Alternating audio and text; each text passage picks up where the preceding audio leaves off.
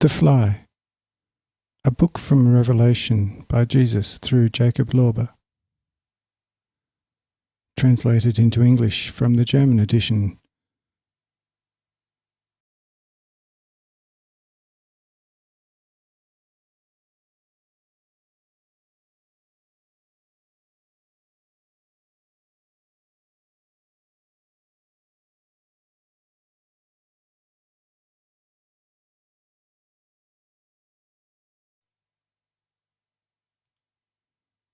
Chapter 1.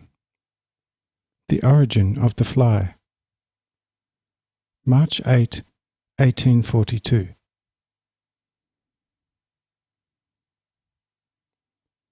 The fly, a small animal indeed, and often troublesome to man, as well as other living creatures on earth.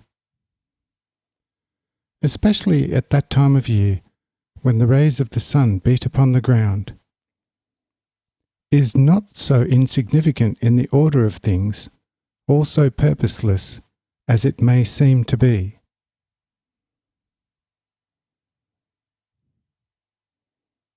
In order to examine all this completely and usefully, we must pre-examine the natural state of this little animal.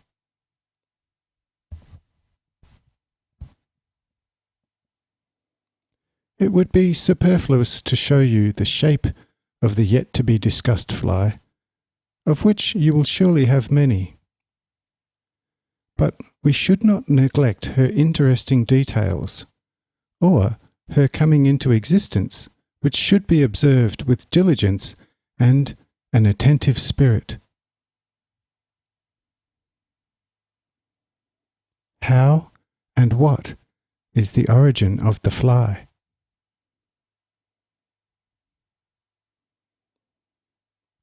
Scientists may know that the fly lays eggs which are so small that they can hardly be seen by the human eye, and are, therefore, so light that the eggs, like sundust, can stay in the air very easily.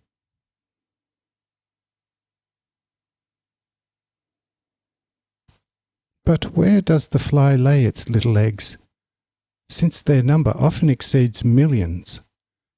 And how and where are they raised? Have you ever seen a young fly? However, the gnats are not young flies.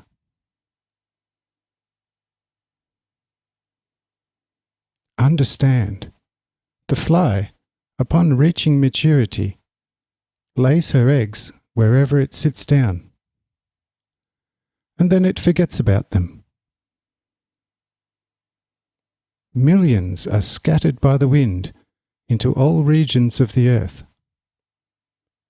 Millions go into the water. Yes, you probably cannot think of anything on earth which remains free from its eggs, since there is, so to speak, nothing so holy on which it might not land, or which it may not sniff.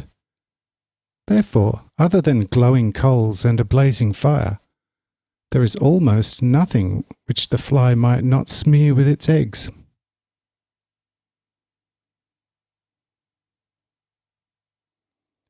Where the fly lays her little eggs, and how they appear, we already know. But how they hatch, and how many survive of the countless numbers that are laid, we shall understand at once. Most of these little eggs, which are laid on moist walls of houses, or preferably in animal stalls, or on rotting wood or some other moisture-holding mould, are safe. But the eggs blown away by the wind, of these only a very few hatch. Nevertheless, nothing is lost. Instead, it has another wise purpose, including those that are inhaled by man and beast, often amounting to millions with just one breath. But let us leave those that are destined for another purpose, and return to those that do hatch. How will these hatch? Please note, when the sun has warmed the earth sufficiently, these little eggs begin to grow until they are so big they can be seen by a reasonably sharp eye as a whitish-grey flower pollen. Naturally, they are only seen at the spots where they have been laid by the fly. This is the time of hatching, which happens thus. The little eggs are compelled to break open by the awakened spirits of the pre-animals of the natural order congregated within the eggs. These spirits combine into a life in the form of a scarcely visible worm. This worm nourishes itself for a few days from the moisture available at the place where it was hatched. The period of nourishment is not determined exactly, but is determined by the quality and richness of the nourishment present.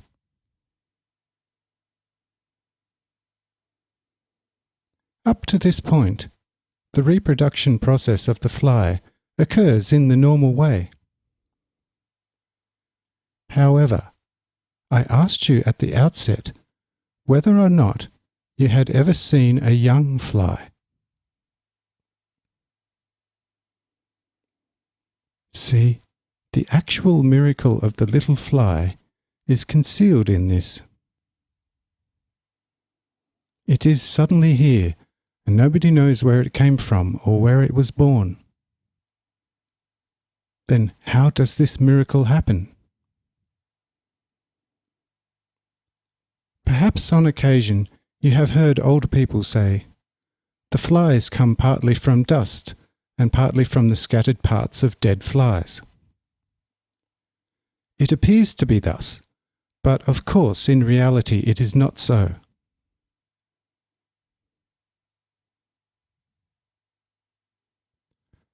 As soon as the worm has reached the proper size, which is approximately the size of a comma of a medium typescript, the little worm bursts open and turns itself inside out.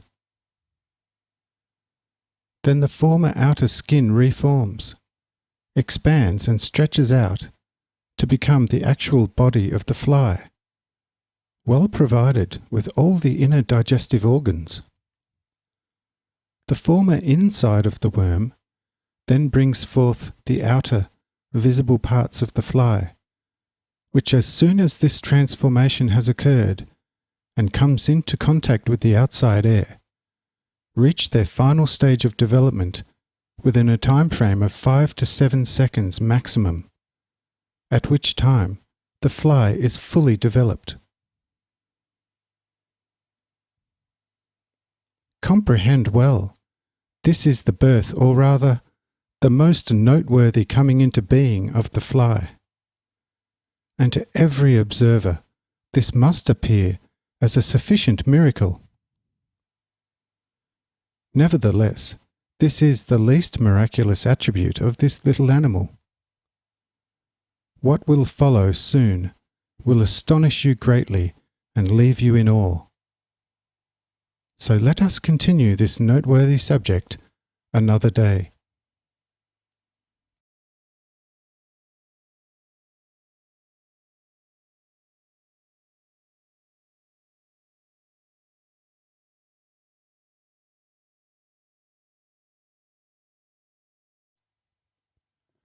Chapter 2. The Feet of the Fly. March 11, 1842. It will not have escaped your notice, and you will have seen quite often how the fly, with its 6 little feet, patters forth so agilely on a highly polished vertical surface, as well as on a horizontal table or plane.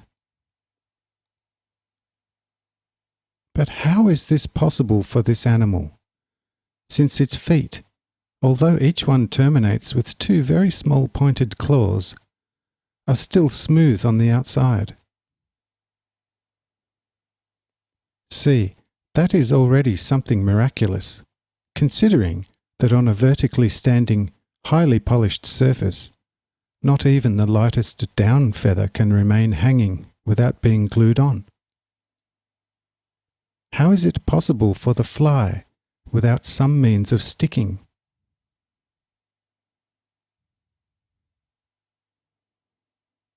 Some very active natural scientists have found, with the aid of very powerful magnifying devices, that the fly, and all animals of this kind, have a very elastic little bell attached to its feet between the claws, which it uses as tiny vacuums to thin the air, accomplished in the following manner. When a fly places a foot on the upright surface of a window pane, she sucks in the air inside of a bell. Thus the foot, provided with the vacuum of the little bell, is held fast to the surface by the weight of the outer air surrounding the little bell. To accomplish this task, each fly would have to have its own internal air pump. And how fast it would have to operate such an inexpressibly clever mechanical device to satisfy the demands of all 6 feet in the quick and unpredictable meanderings of the fly. Obviously, this is hardly feasible, although the fly does in fact possess such visible little bells. But if the fly does not hold itself in the manner diagnosed by the natural scientists, how does it accomplish this task? The answer will be very easily perceived from the following presentation.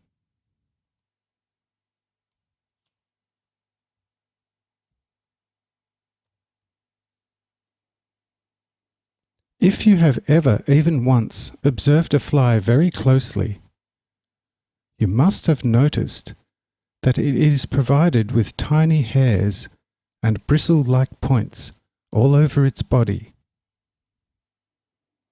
Yes, even the pair of wings on their outermost rim are provided with a large quantity of outward running, ray-like pointed little feathers. What use is all this to the fly? Soon we will have the answer. These little hairs and bristle-like points are all useful electricity vacuums. And the electricity sucked into the fly streams toward the negative pole, which is simultaneously serving as the attracting or drawing together pole, which then flows into the already well-known little bells in the feet of the fly. Being negative, it becomes very hungry for the positive electricity.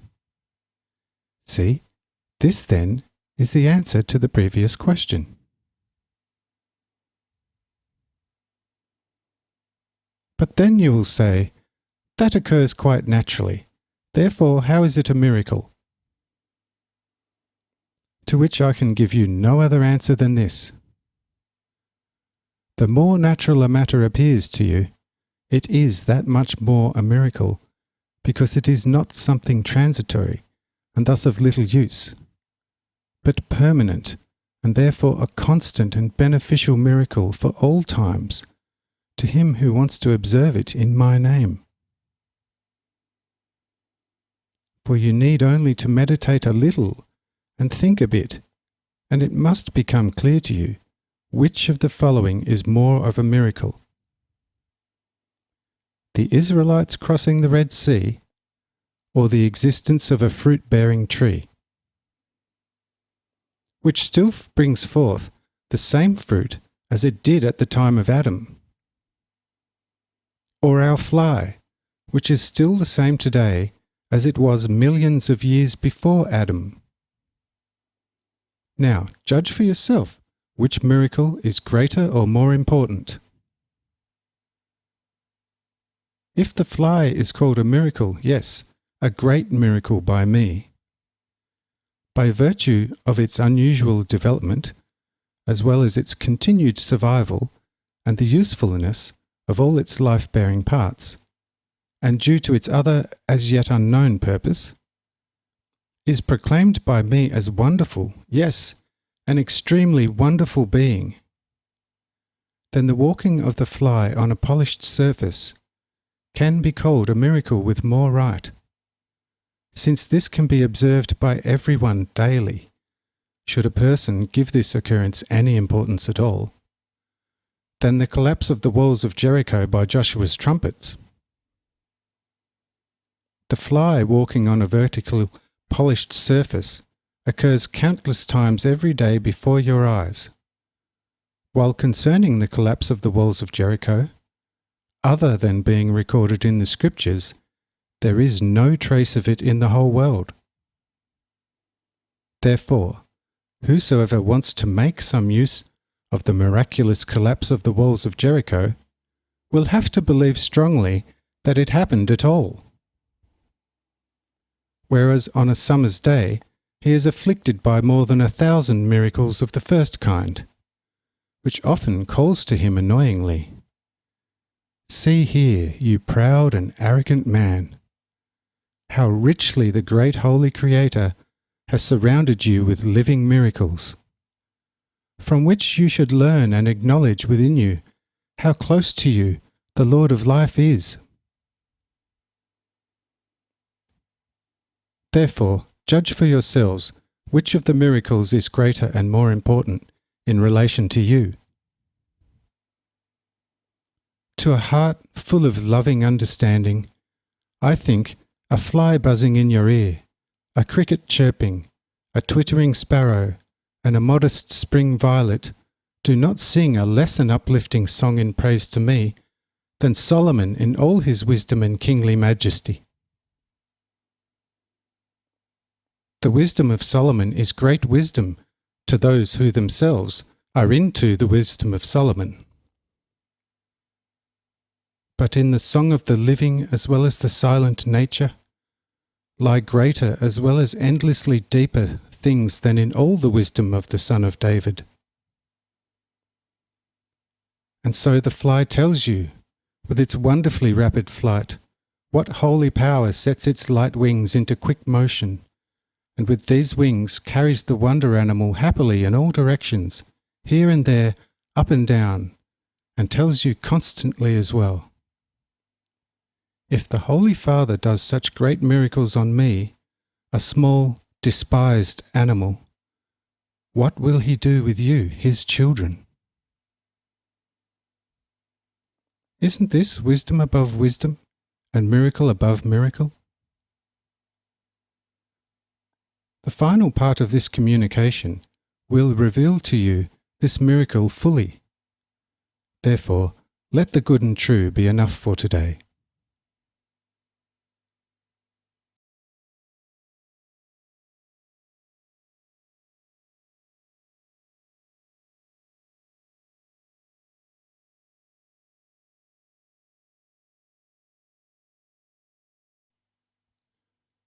Chapter 3.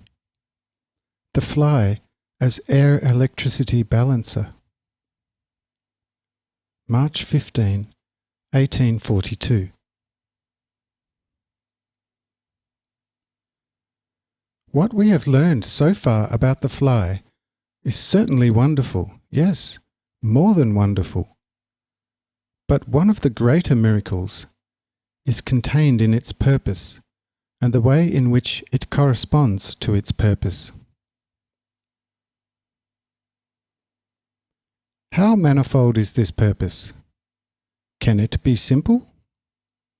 And if it is, how simple would that be? Can it be manifold? In the entire creation, there is nothing that has more than two polarities, namely a positive and a negative polarity. Therefore, there is only a below and an above, an outer and an inner, a material and a spiritual, a good and an evil, a true and a false. Thus, if we talk about the reason for an entity's being, it can only be within the confines of these two polarities. And so let us see for what purposes the fly is useful. Let us consider the outer pole. You must be aware of how very few of these animals there are in the winter-time. Whereas in the summer, all is buzzing and teeming with these little air inhabitants. See, my dear children, we will presently introduce another miracle from our little animal. We have already seen, with the discovery of the first miracle, in which I explained to you its ability to walk, why the fly is so full of little hairs and bristles. But this is not the only reason for the fly being so hairy and bristly.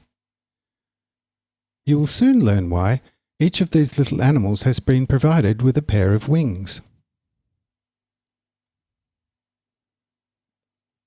Understand that this animal, through the sucking in of the electrical stuff in the manner already explained, becomes so weightless against the Earth's gravity that it can be carried about in the air by its little wings in all directions.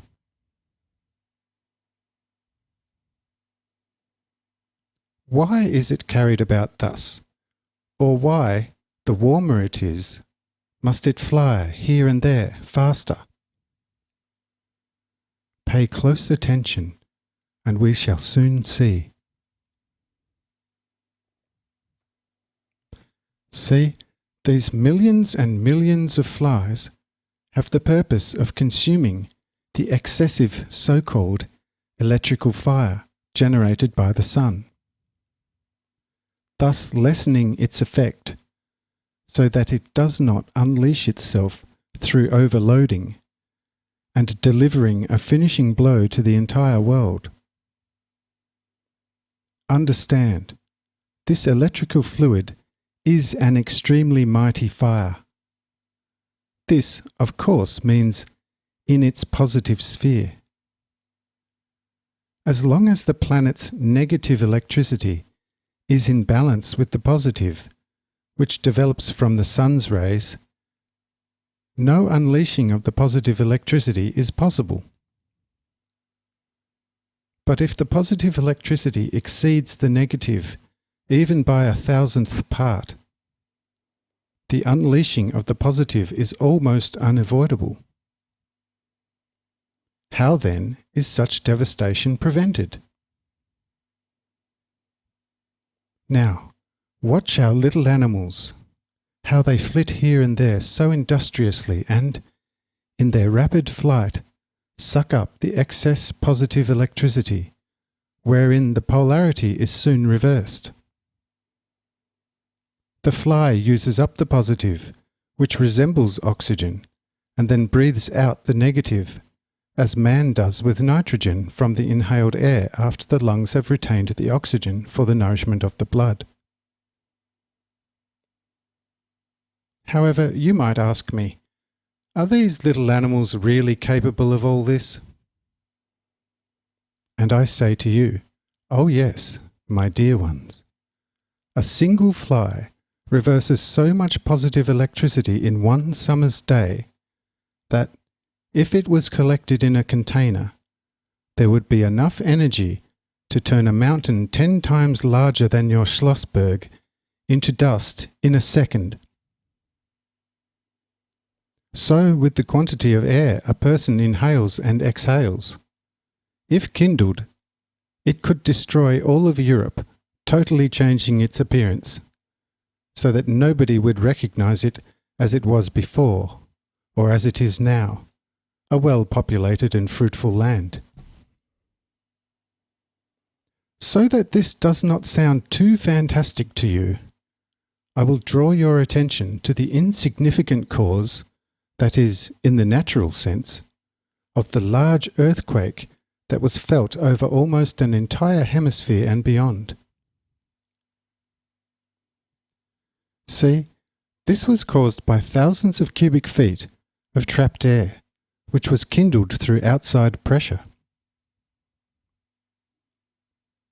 Now, let us assume that a person with 4 breaths consumes, or rather reverses and exchanges, 1 cubic foot of air. Think how often a person inhales throughout the day, and you will be amazed at the amount of air just one man consumes, or rather exchanges, in the course of a day, or to be more correct, in a 24-hour period. If you consider this in the light of the above, it should not sound too fantastic when I present to you the possibility of the destruction of Europe through the quantity of one person's daily breath. Therefore, what I said before about the amount of electricity a fly converts in one day should not sound too fantastic. And if one fly can accomplish so much, think how much more millions and millions can accomplish. Now, my dear little children, isn't it a miracle when I protect the world from sudden destruction with such an insignificant little worker? But all of this is just a small secondary purpose of this little animal, and therefore not the greatest of miracles. But be patient, the main point is coming soon, and so let us leave it again for today.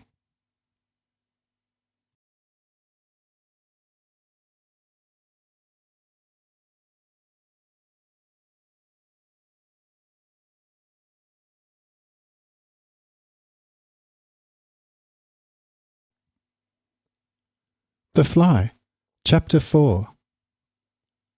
The Fly as Lifeguard to Man. March 16, 1842. We have learned this little animal's one purpose for the negative pole, but that is not the only purpose for that pole. There are still a number of secondary purposes arranged as a householder arranges tasks for his servants, in that secondary tasks are used in addition to the primary task, so that his movements and time are fully occupied. Therefore, before we proceed to another of the main tasks of this little animal, let us acquaint ourselves with a few more of his secondary tasks.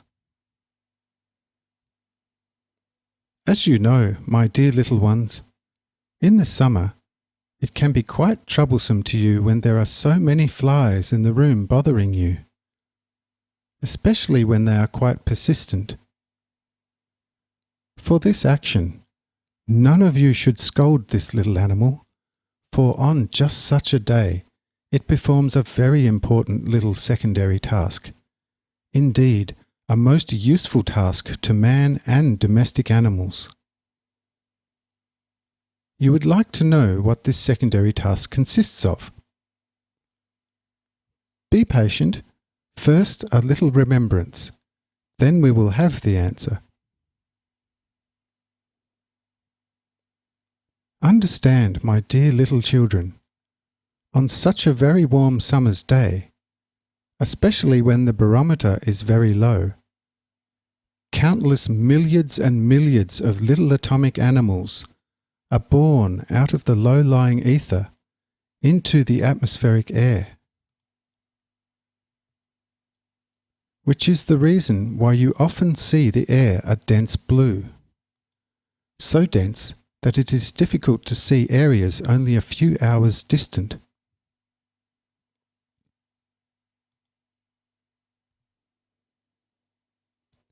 If you then take a breath, several trillion of these little atomic animals take the opportunity to march into you.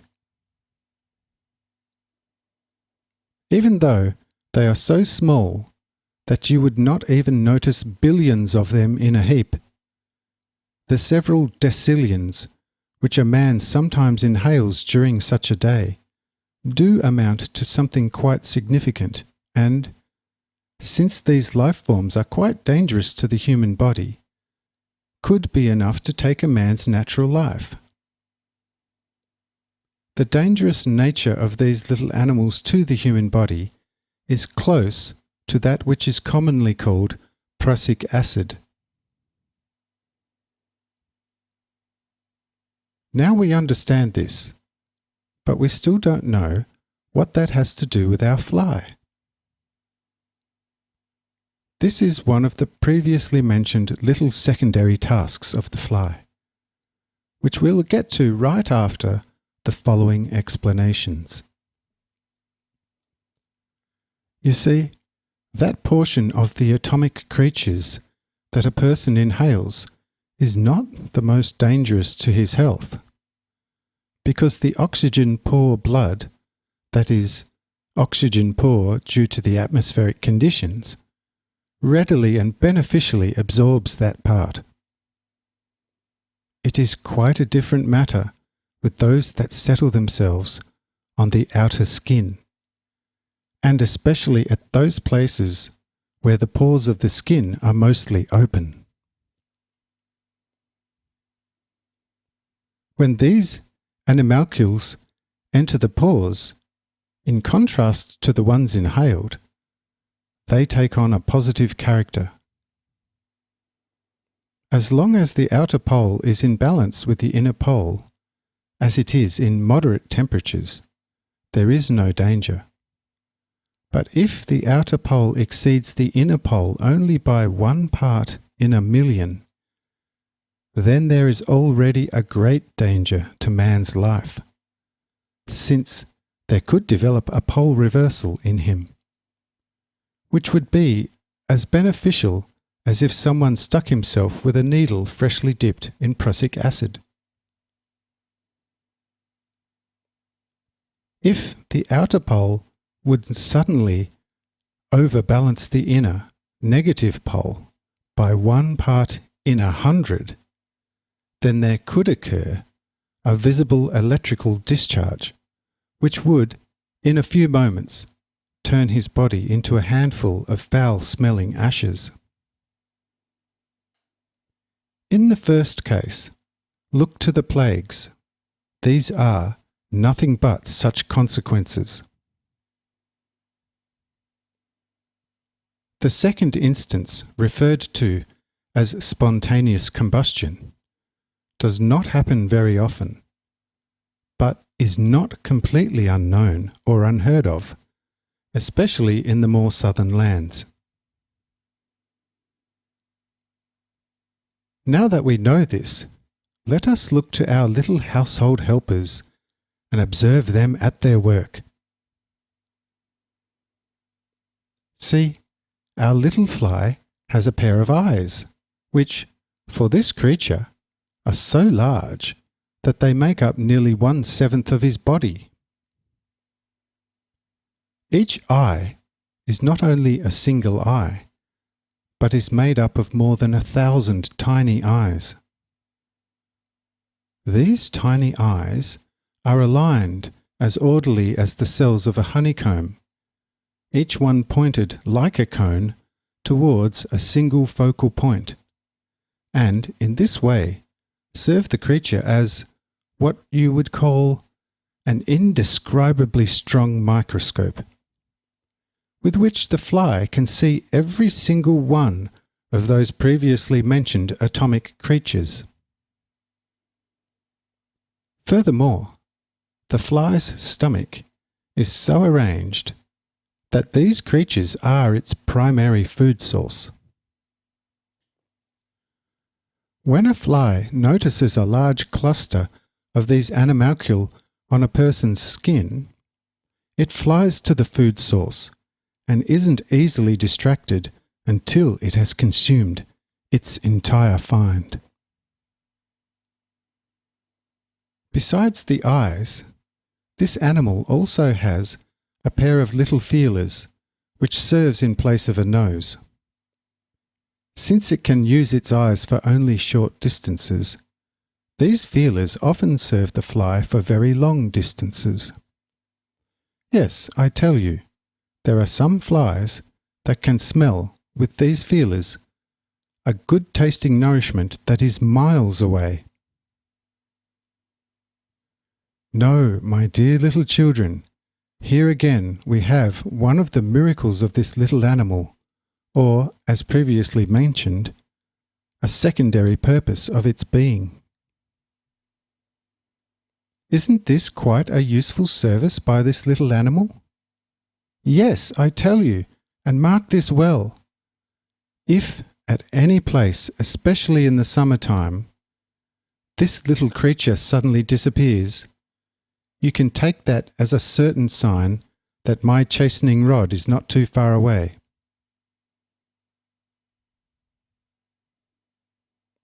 As we reveal this secondary service, there are still other, more beneficial services that this little creature performs.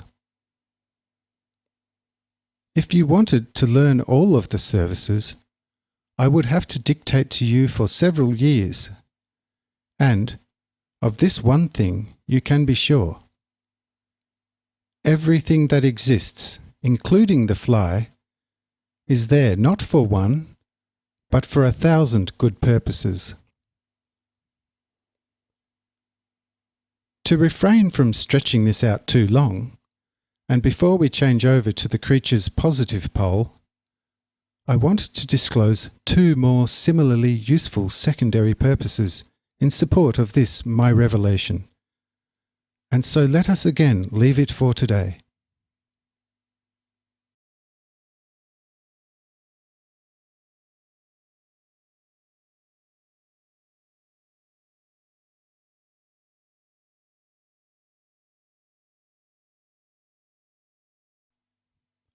The Fly, Chapter 5.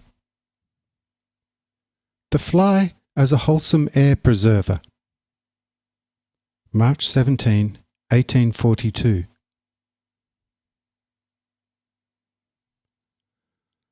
On a hot summer's day, especially on a humid afternoon, you will often have experienced how sleep tries to overpower a tired person. A young person can fight it off by different means, such as physical exercise or some interesting activity to keep him awake. It is another matter with a much older person, whose limbs have been through a lot and have become stiffer, more painful, and a lot sleepier. On such a day,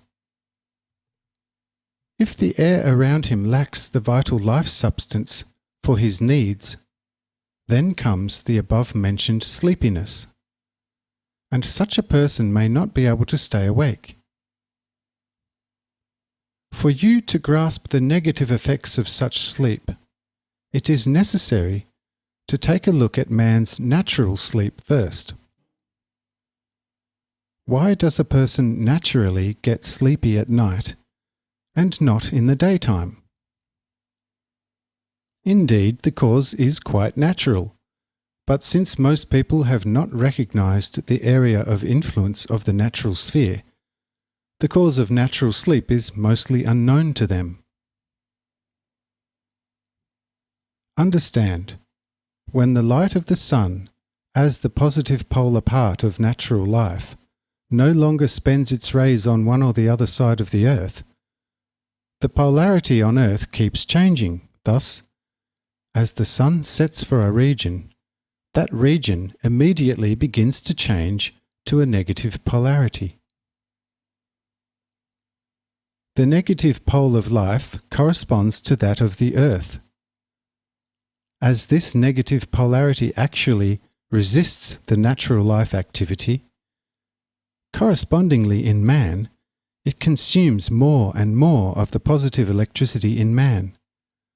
Thus man loses more and more of his outer activity, wherein the softer, movable parts, for example the eyelids, notice the loss first and can no longer hold themselves upright, and soon thereafter all other body parts follow into the same weakened state. This then is man's natural nighttime sleep. Now, the only question that remains is how the natural sleep differs from the aforementioned daytime sleep. Once this is understood, we will have the entire subject. Daytime sleep is the very opposite of the natural sleep, since it is not caused by the decrease of positive electricity, but by oversaturation with it. A less active body is no longer able to use up, or rather exchange, the ingested positive electricity into the proper amount of negative electricity. When the positive begins to outweigh the negative begins to decrease in the same proportion. The result of this is easy to understand. As two men of unequal strength wrestle with one another, the weaker the weak one becomes, the more power the strong one has over him. But once the weak one is fully overcome, the strength of the strong one has come to an end, because there is nothing more to resist his superior strength. Every power is as good as no power at all if there is no resistance, nothing to support or utilize the power. See, my darlings, so it is with a person when he is overcome by sleep in the daytime, and, mark well, on a humid summer's day saturated with electricity. But what have our flies to do with all this? Notice, here will be revealed another important and greatly useful and, one of the two already promised, secondary purposes of this little animal. These little animals whir and buzz and patter diligently over such a daytime sleeper, and through their feet and their various hairs and bristles suck up the excess positive electricity, so that, regardless of the superabundance, the positive electricity does not suppress the sleeper's negative electricity, thus preserving the natural life of the sleeper. If there were no such insignificant regulators of this natural life substance, diligently maintaining the balance as much as possible, there would be an end to the natural life the moment the positive electricity completely overcame the negative electricity.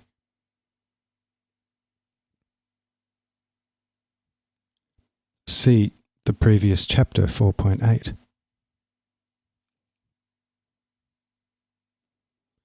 The sleeper drives these pesky creatures away as long as he can. But that does not mean anything, for as long as he can still ward them off, there is no danger to his life.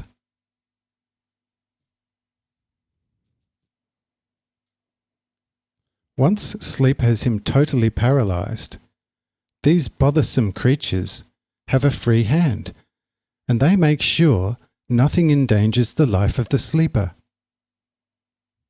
When, in time, and sometimes only through the efforts of these little pests, the negative polarity becomes more and more balanced, the sleeper awakens and chases these little lifesavers from his body. And this is all right, since, once he is awake, the danger of losing his natural life is as good as over. Now, my dear little ones, how do you like the secondary duty of this little animal? You must admit that all this is arranged exceedingly well and wisely by me, to which I add, eventually, when you have a spiritual overview of the total purpose of this animal, only then will you be able to really wonder and say, "How great and good you are, O Holy Father, when you have already placed in such a seemingly insignificant creation such unfathomably wise purposes. Who can praise and extol you enough even for one fly? Where will we ever get the words, thoughts, and feelings to appreciate and feel and most gratefully acknowledge your majesty, your endless love and wisdom in one of your more complete, that is, perfect creations. Yes, my dear little children, there are more things considerably greater in a sun than in a fly.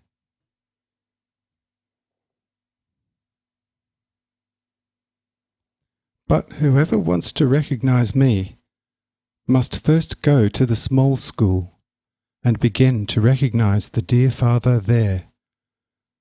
Once he has persevered there, later he will surely persevere in the larger one, and will rejoice beyond measure when he recognizes there that the same loving Holy Father, who himself guides and leads sons through immeasurable paths, and writes laws of eternal love for the most majestic, the most mighty, and the most complete spirits.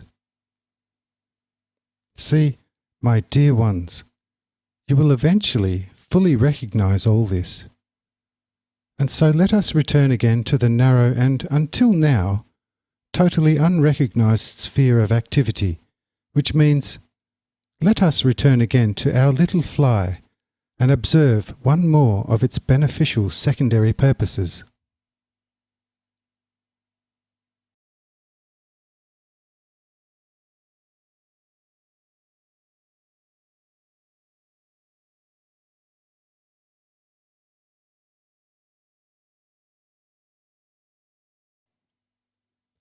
The Fly, Chapter 6. The Fly as Chemist and Electricity Distributor. March 18, 1842.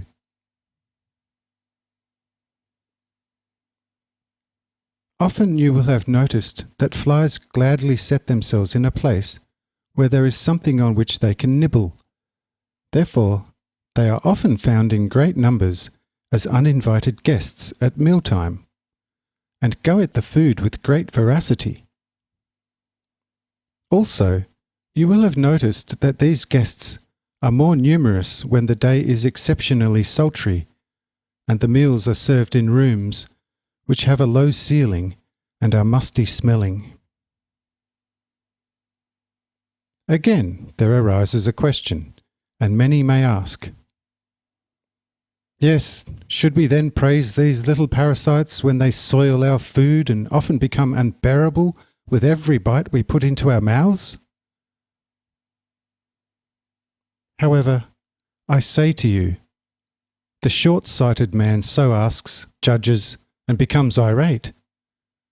But if he could see and fully understand the service the fly performs for him, when it lights only for 2 seconds on a bite or on a spoon on the way to his mouth, really, he would not be overdoing it if he had the fly gold-plated.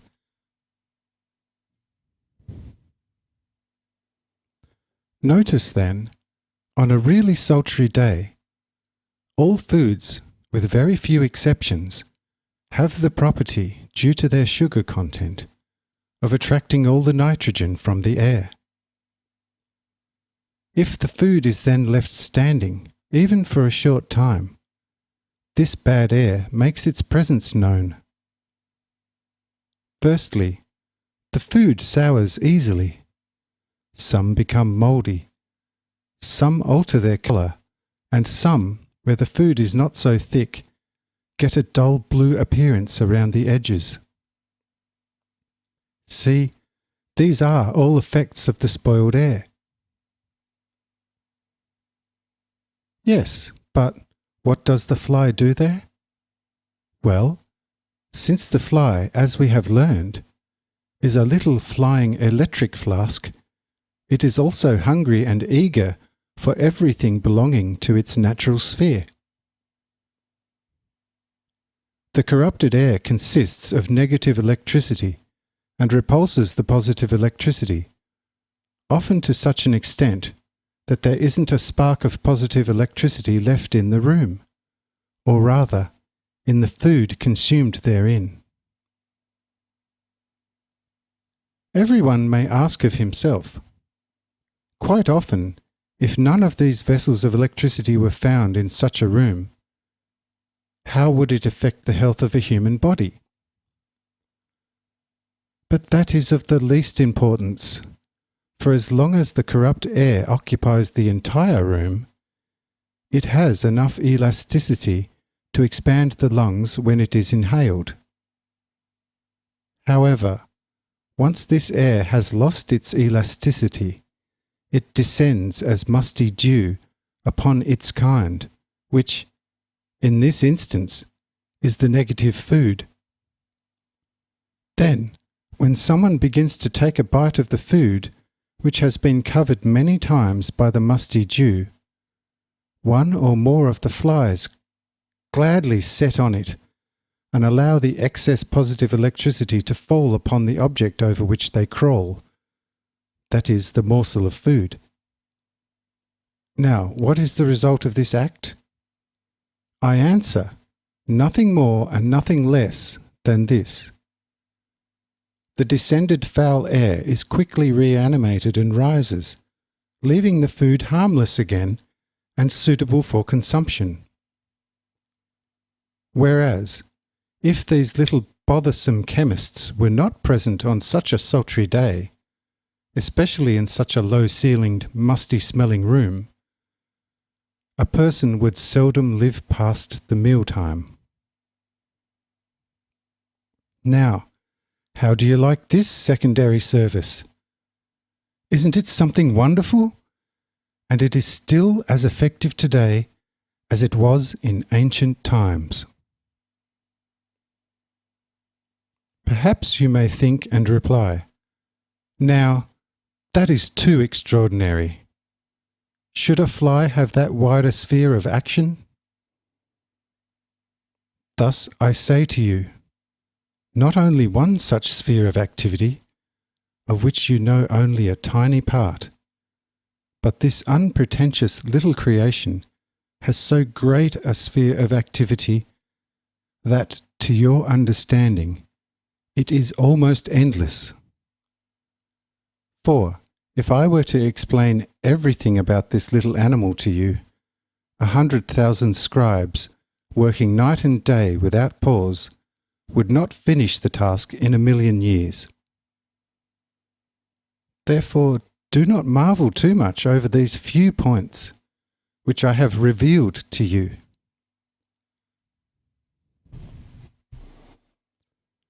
Whoever wants to go in the right direction, let him consider this, that with me, every, ever so seemingly insignificant, thing has an endless worth.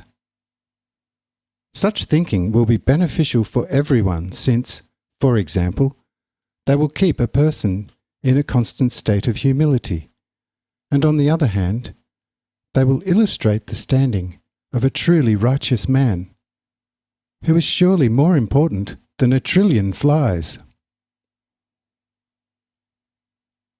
Since we are on the subject of flies, we will not measure a man's worth here, but will pay a little more attention to the discussed secondary purposes of the fly.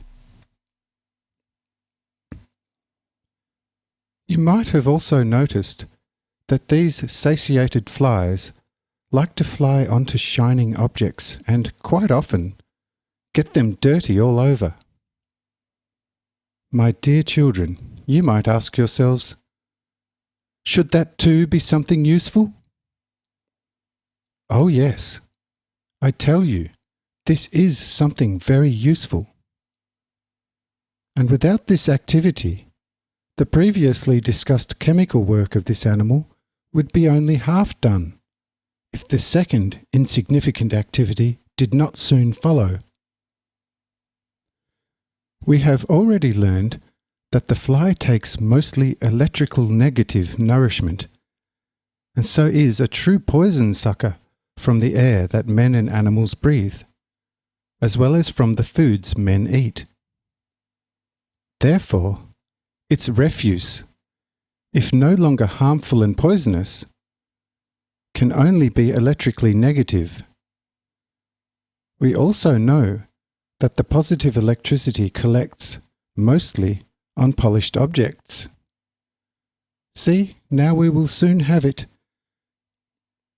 Thus, in a room with very little positive electricity, what there is will surround the polished objects.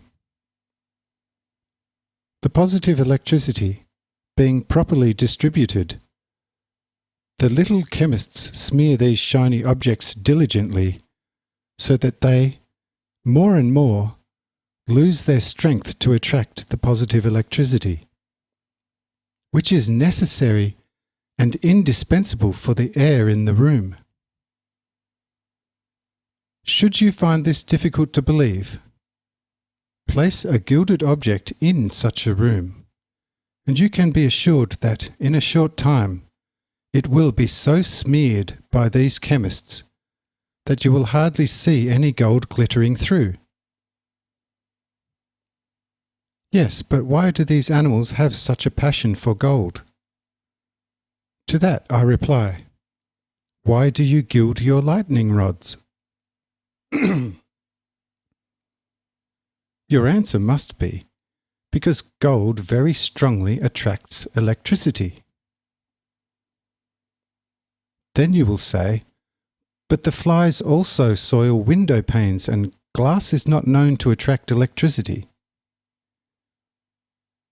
That is indeed true, but on the other hand, I ask you, why are panes of glass or glass cylinders used to make the electricity, which is free in the air, visible by lightly rubbing them? See, now I have caught you again, and answer as follows.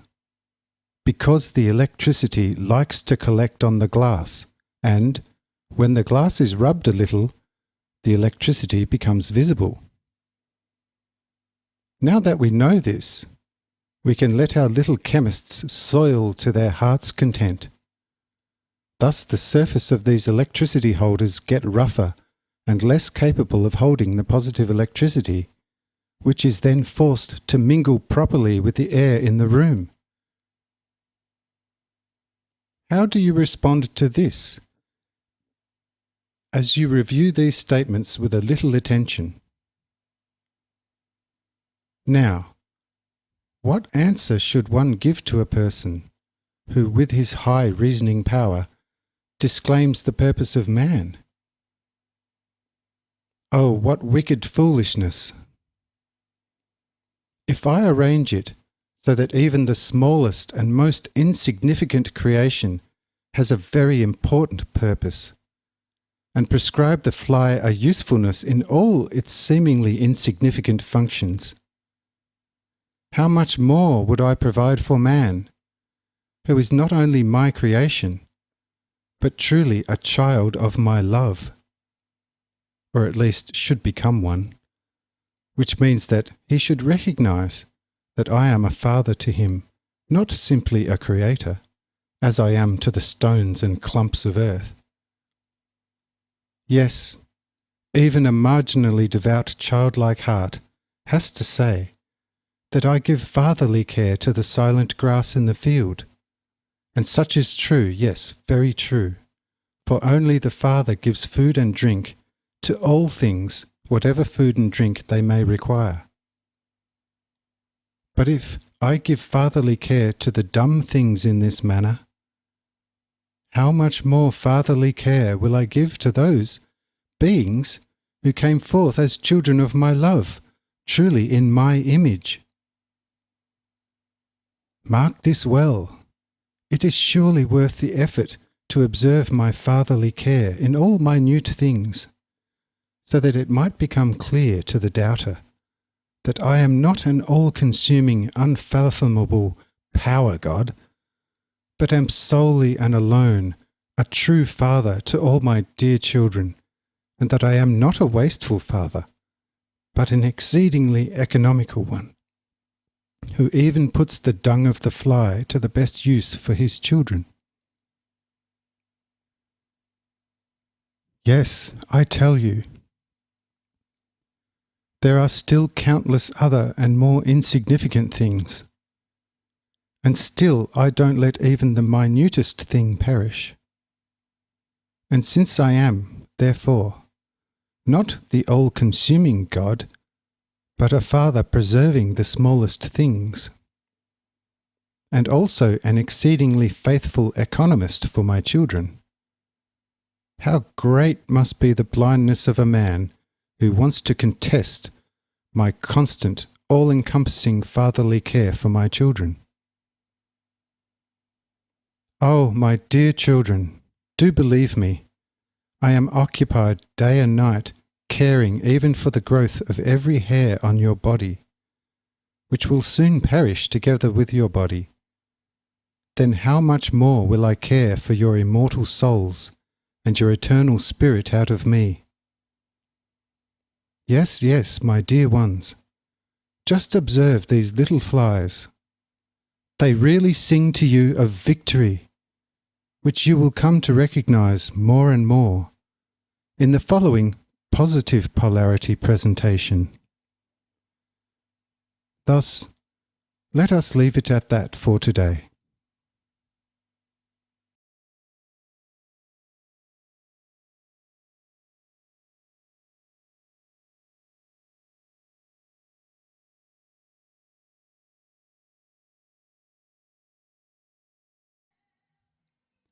The Fly, Chapter 7.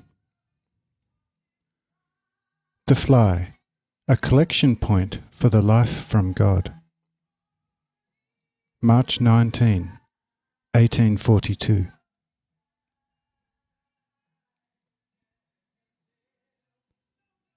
Finally, after we have become familiar with the negative polarity aspect of the animal, which is actually the material side, we will turn to the positive polarity side and give special attention to the main miracle of the little animal.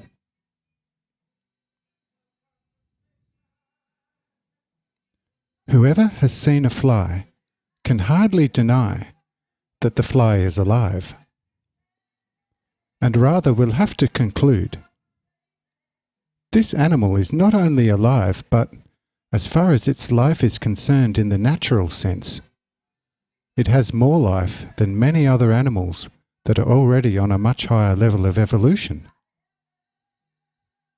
Yes, and finally he will state, truly, if I could keep my other abilities, I would be the first to change places with the lazy life of the fly. Thus, if man must give such testimony to an animal, no other proof is needed to prove that the fly is indeed completely alive. The fly lives, this we already know. But how and why does it live? That, my dear little ones, is another question.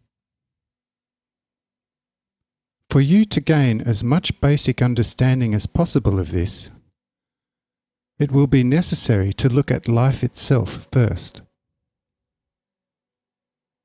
So read carefully. The freest life is only in me. But this life is so constituted and is of such overwhelming perfection that, in its sphere, it can never be comprehended by any created being. Therefore, it is a holy life. And because it is a holy life, it is also an eternal and everlasting life. Think of infinity as an area with a central point from which endless rays stream in all possible directions. The beginning of each ray is the central point, but the end is nowhere to be found. Within this centre, all the living power of infinity is united, and from this centre proceeds into infinity.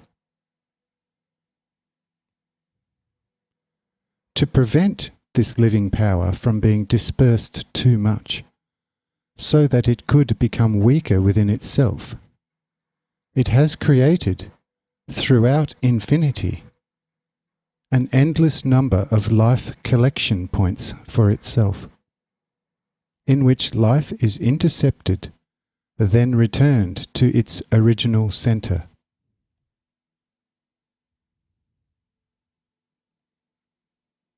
With this, my dear little ones, I have disclosed to you a very great secret.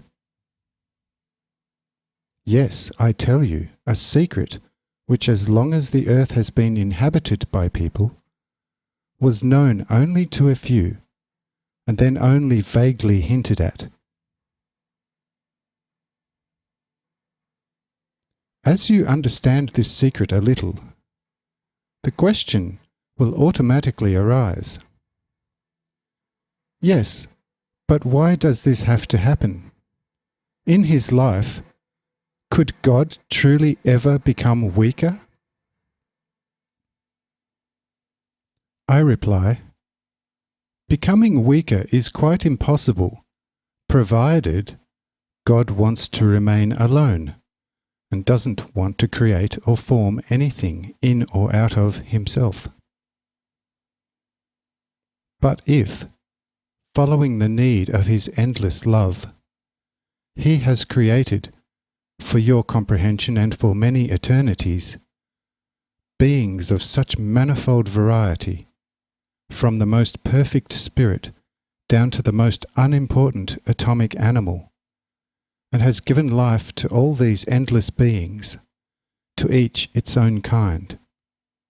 Now tell me, with what life did the Creator animate all these countless beings, sustains them still, and will sustain them in eternity?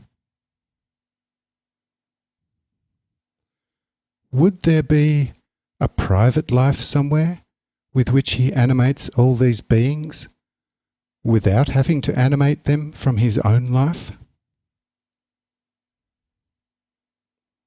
I feel that even a stone would not reach such a conclusion. Since the Creator has no such private life, it is clear that he animates all these created beings out of himself. Understandably, if all these creations, with their sustaining life, would move endlessly farther away from the center, the central power would quite naturally be lessened.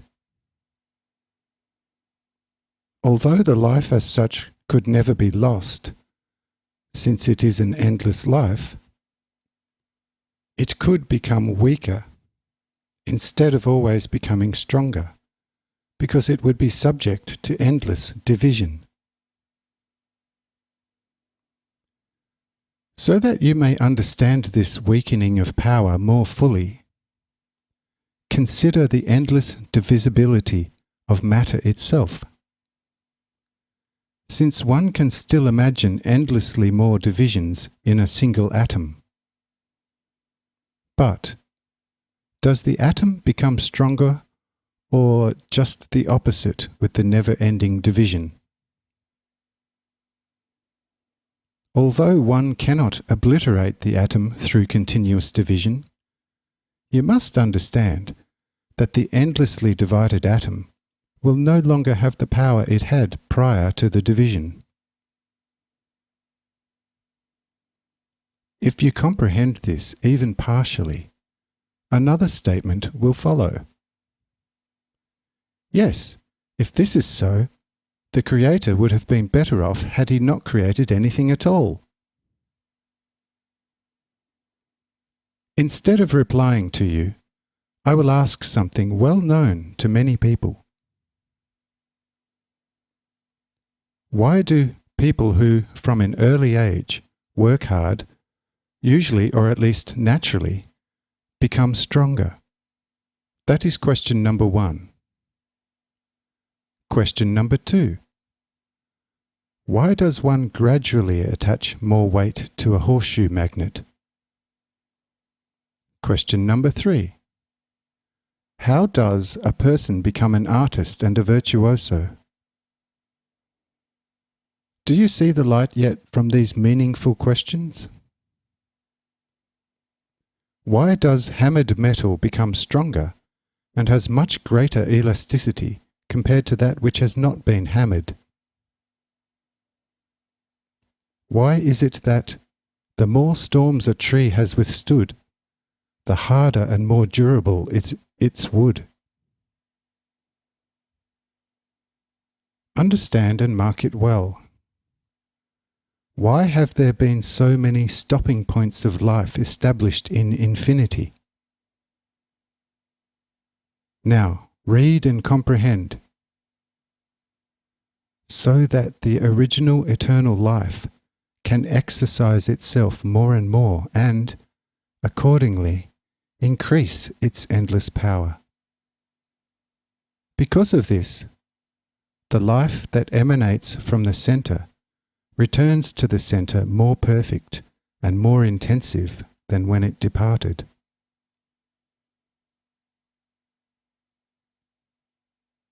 Once this concept is completely understood, my darlings, the first two questions of how and why the fly lives will have been as good as answered. As for how it lives, the answer is contained within itself, in that it is an established point of collection for the life coming forth from the center. Thus it collects and takes up the life from a large number of previous animals. Thus the answer to the first question must already be evident to a blind man.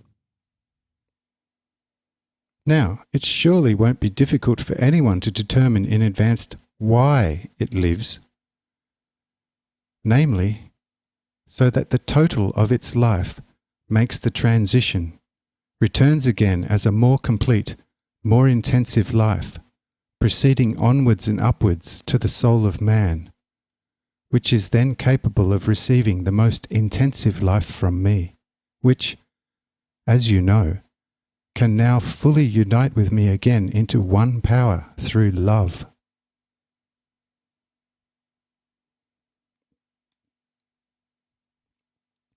Now, when you consider our little animal from this standpoint, and do not cry out, the fly, it sings to us of victory," then you must be stricken with threefold blindness and deafness.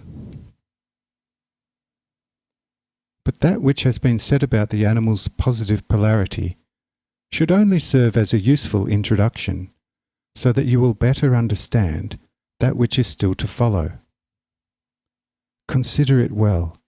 The following presentation will let you see in more detail the nature of this animal. And so with that, let us leave it again for today.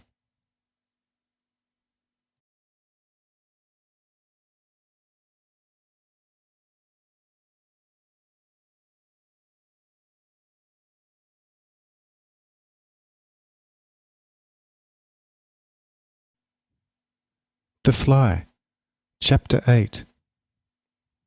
The Fly and the Birth of Comets. March 20, 1842. For you to understand the following important matter thoroughly, it will be necessary to review that which has already been told. That is, only the positive polarity part of our fly, since that is the part which is the collection point of life. Take a close look at the sun. Which of you can make a good estimate of how far its most distant rays reach? It will certainly not be an insignificant distance.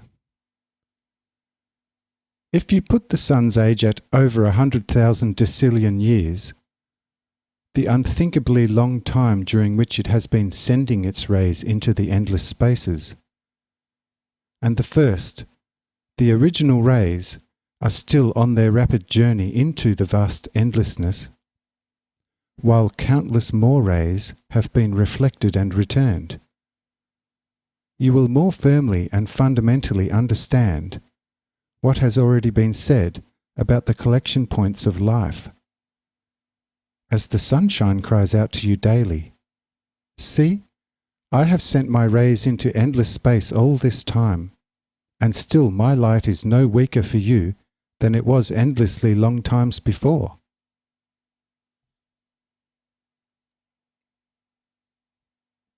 But here you will easily ask, how then will the sun get those rays back, which are still in the process of going out into the endless distances of space?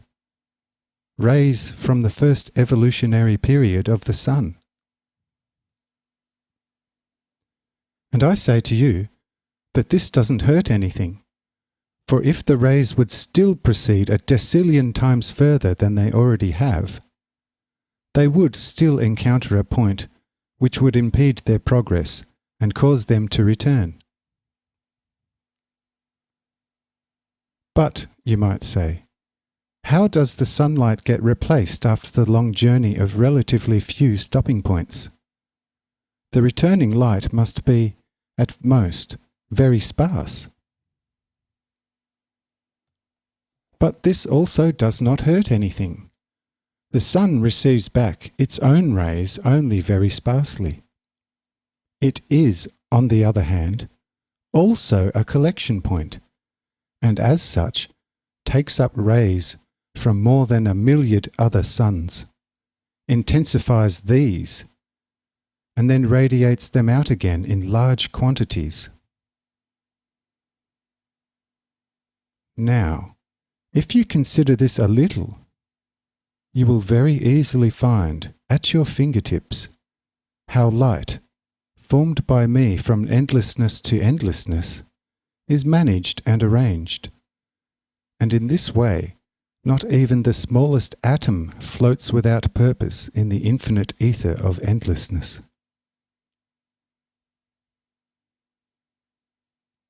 For the spirit unaccustomed to thinking of great things, such a concept is difficult to grasp. But a creative example which I want to include here for you will surely serve your spirit well in understanding the return and economical exchange of rays. And now, understand. Wherever the rays of two suns meet in the, for your comprehension, plainly very wide in-between spaces, there they themselves eventually turn into a mutual reception point. Already you ask, how then, and in what way? This question is really very easy to understand and answer, as you surely have to accept that the outgoing ray, which is contained in time and space, even though it is undeniably subtle, is certainly something material nevertheless. When such rays of two suns meet, they are naturally, as rays of a sun, of the same polarity. But you know that things of like polarity never attract, but always repel one another. Now, if you possess just a little bit of good understanding in your heart, you must be able to grasp, as already stated, that when such rays meet, they repel each other and, as you tend to say, send each other home. But what happens when the rays of several suns must necessarily, and in a quite natural way, meet each other in a place which is equally distant from all these suns, and the rays meet each other from all possible directions? Now that is a slightly different question. But in order not to keep you from the main point for too long, I will tell you now that which you would have learned through diligent thought. That at this spot, a conflict builds up between rays, because some of the rays cut right through some of the other rays and meet there, which transversing of the rays you must view as if you laid several crosses upon one another, so that a number of rays running out from a middle point would be visible. these traversing rays necessarily neutralize the polarity, and by that they hinder other rays, which run into the diagonal, from immediately making their return trip.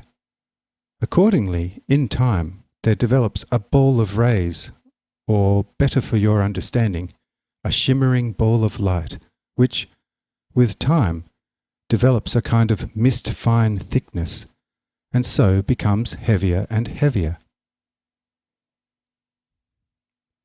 Now, since suns, like the planets, move around other central suns, it depends which sun, rotating along its wide path, comes close to this ball of light, with the consequence that it then quite naturally draws this ball into its sphere and thus consumes it.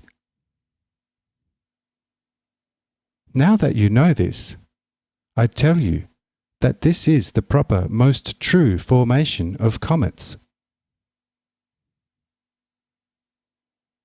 But I already perceive another question in your mind, which is, yes, but how come such comets survive and aren't consumed by these suns which attracted them? You could, indeed, deduce the answer from that which has already been said previously.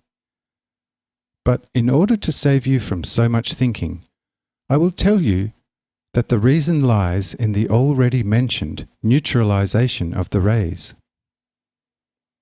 By that neutralizing, or, for your better comprehension, relaxation, the assembled rays become negative in polarity, and so form in relationship to the sun a point of opposite polarity, which then, in accordance with the eternal order, has the lasting capacity, upon encounter, to take in the positive polarity sun rays, to relax them, and to use them for its own nourishment. That a comet does this is made evident by the wide circle of vapour surrounding it, which is usually on the opposite side of the sun and stretches out in a so-called tail. But what is this tail actually? Understand, this tail is really nothing but a delaying of the sun rays which, in their initial ejection from the sun, are slowed down by the negative polarity, and in their return to their attracting body, appear as an extremely frail mass of vapour. Now, by this the sun has acquired another border, which will feed on quite a few rays until it reaches a planetary consistency. Once it has reached this degree of density, it then, necessitated by its own central weight, returns the sun its rays countless many times, without jeopardizing its own being. With its planetary status, it not only takes up the rays of the sun in its vicinity, but also sucks up masses of rays of countless other suns which surround it, and then, in a way, directs them to its mother.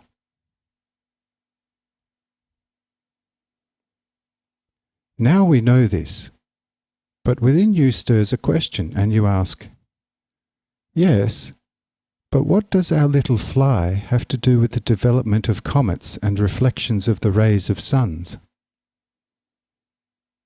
But here I tell you, just a little patience, and we will let them buzz behind the great roar of a newly created world. But before we can do this, we must take a look at the sun's rays themselves, and see what these imponderable light particles streaming out of the sun actually are in and by themselves. You already know part of this, but a little repetition will not hurt our subject, and so hear them. These outgoing light atoms are, as you know, also the first step and the origin of the little light animals I told you about before. Now the collection of such ray atoms for a later developing planet cluster are, at the same time, also collections of animal life, namely in such a planet cluster. But how does animal life express itself upon such a new planet? The animal life expresses itself of necessity in a twofold way and, indeed, first in a negative life, which is the plant life there. Once this life has received the proper saturation and is no longer able to take into itself all the polar life present, then there naturally and of a necessity develops a positive polar life, and, because of oversaturation of the negative life, it then has a sufficient supply of nourishment for itself. But in what form does positive pole life first express itself? Just get a microscope and look at either a drop of water mixed with some rotting, decayed plants, or observe the extracted plant juice, and to your great amazement, you will see hordes of tiny animals. Through this explanation, and with very little effort, it will become clear to you how the negative life pole reverses itself and goes over into the positive polarity of life.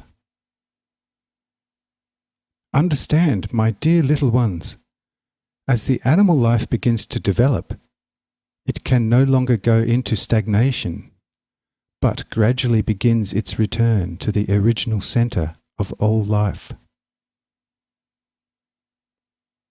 Since following the eternal order of progression is observed everywhere, which, in and by itself, is nothing but an always more complete and greater solidification of life, this also quite naturally happens with the returning rays, which also always become more intensive the more they approach their original point of exit.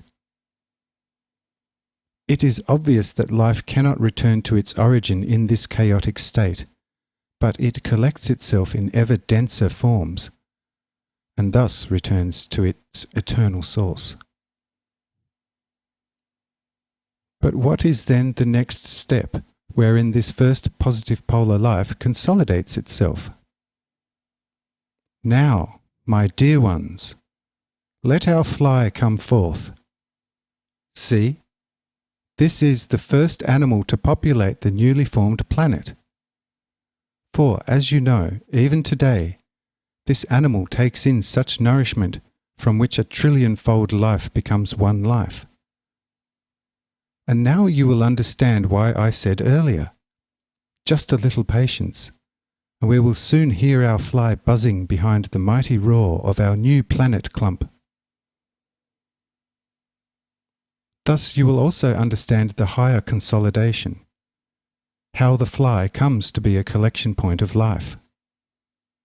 And in addition, I tell you that, viewed in this light as a collection point of life, a single fly counts for more than our entire formerly developed planet clump.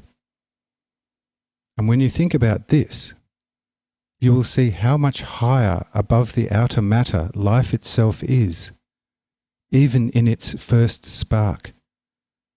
And you will also see how much higher over all suns and all the planets stands the life of a single person. And when you comprehend this, it will not be hard for you to understand why I, as the original life of all life, as Father and Redeemer, came to earth and have made man into a child of mine, and have prepared for him a way to my heart. And finally, you will comprehend why I said to you, the fly, it sings to you of victory. The victory is not complete yet, but the following, as well as further information, will let you clearly see how much of the victory is already present. And let us leave it at that again for today.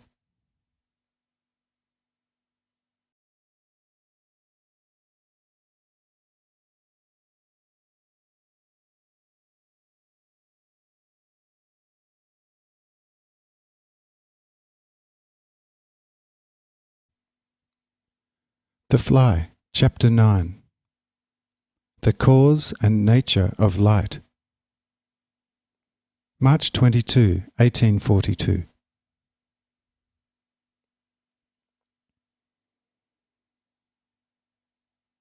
In the foregoing communication, we have heard our fly, as the first animal, buzz around behind a newly developed planet.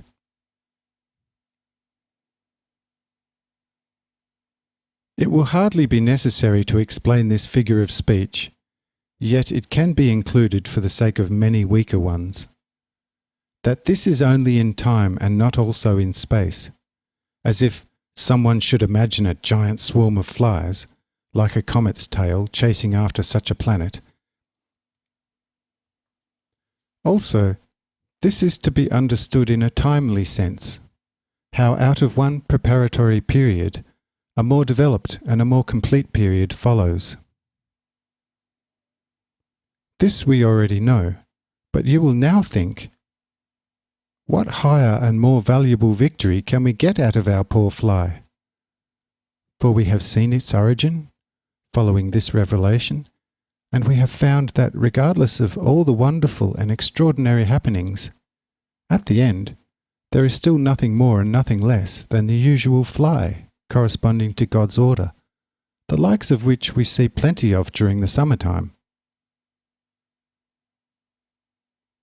See, that is a well-advised remark, and will be useful as a basis in erecting a strong new building.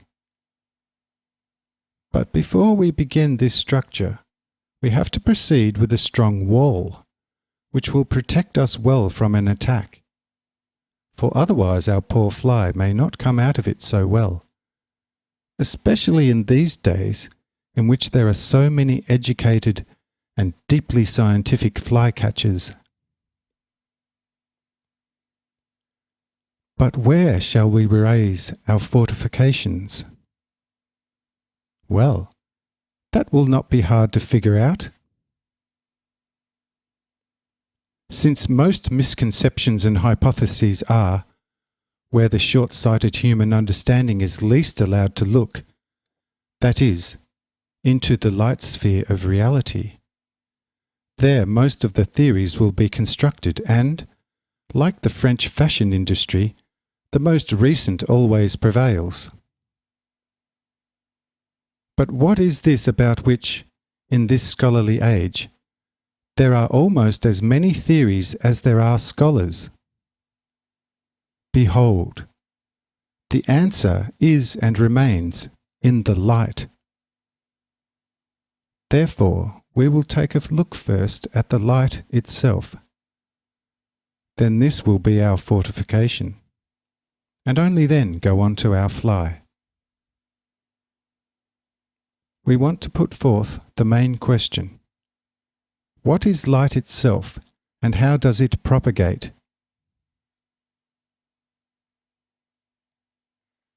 To demonstrate this, it will not be necessary to name any of the existing erroneous theories.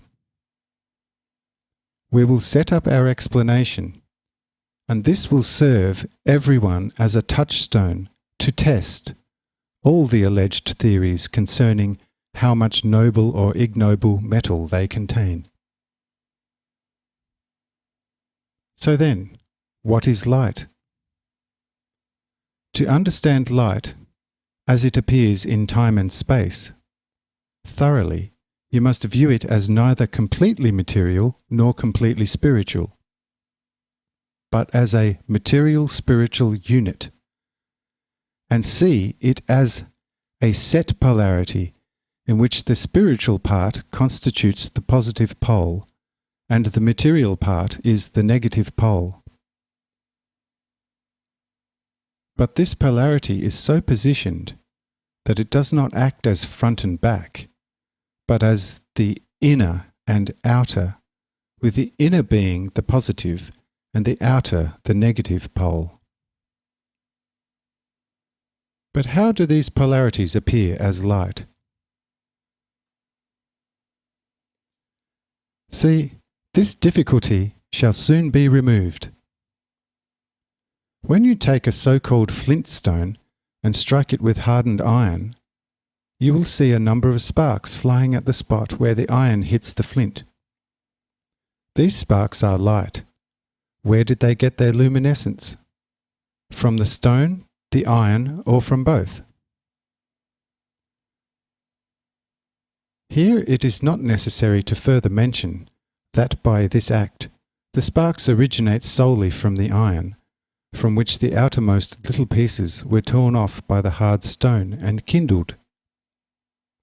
The little particles of air enclosed in the pores of the iron could not evade the pressure caused by the striking action.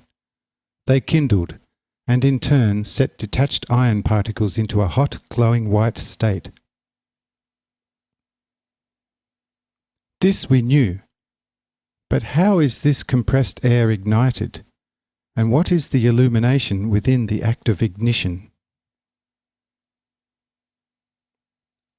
Here the matter can no longer be explained differently except to repeat again that half of the air is nothing but the material body for the intellectual spirits contained therein.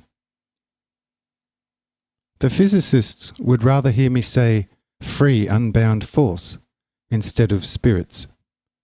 But since we want to be thorough, instead of taking the attribute of iron, we will take the thing affected with the attribute, which is the spirit itself, or, since we are dealing with many spirits instead of just one, the spirits themselves. Having that firmly in our mind, we can follow unerringly the trail to this very thing, and then so perceive it. Since spirit is a positive polarity power, it strives continually for unbounded freedom, and is quiet in its bound state only as long as it doesn't experience any unusual impairment from its negative polarity, or, still more understandable, from its encasement or hole. But if it suffers any kind of pressure from without, the spirit is immediately awakened from its sphere of confinement and makes its existence known by expanding. This phenomenon is then known to you as light. We have come this far, but nevertheless everyone will still say, "That may be right, but we still don't know what the actual light in and by itself is." But I say, just a little more patience, for as you all know, a mature oak tree does not fall with one blow. We will come to grips with the actual illumination. What then is this illumination? An example will make it clearer to you. What do you see when an arrogant person receives a humiliating blow to his ego? He becomes enraged, and in his rage his whole body will begin to shake. His eyes begin to glow as though an iron forge were behind them, and his hair bristles on all sides. If he is in the company of like-minded individuals, they too become enraged, not in the same intensity, but according to the degree of friendship. I am of the opinion that this scene needs no further clarification, but you need only to observe an army of soldiers, and you cannot miss this outflow of anger, or this war hunger which grips thousands and thousands and hurls them unto the bloody battle. Now, if you think about this a little, we will have our illumination as good as fully explained. For the spirit, as positive polarity encased in the negative polarity, receiving a blow becomes enraged, which in this case is an emerging awareness of its captivity. And with this awareness comes a great desire to expand or make itself free.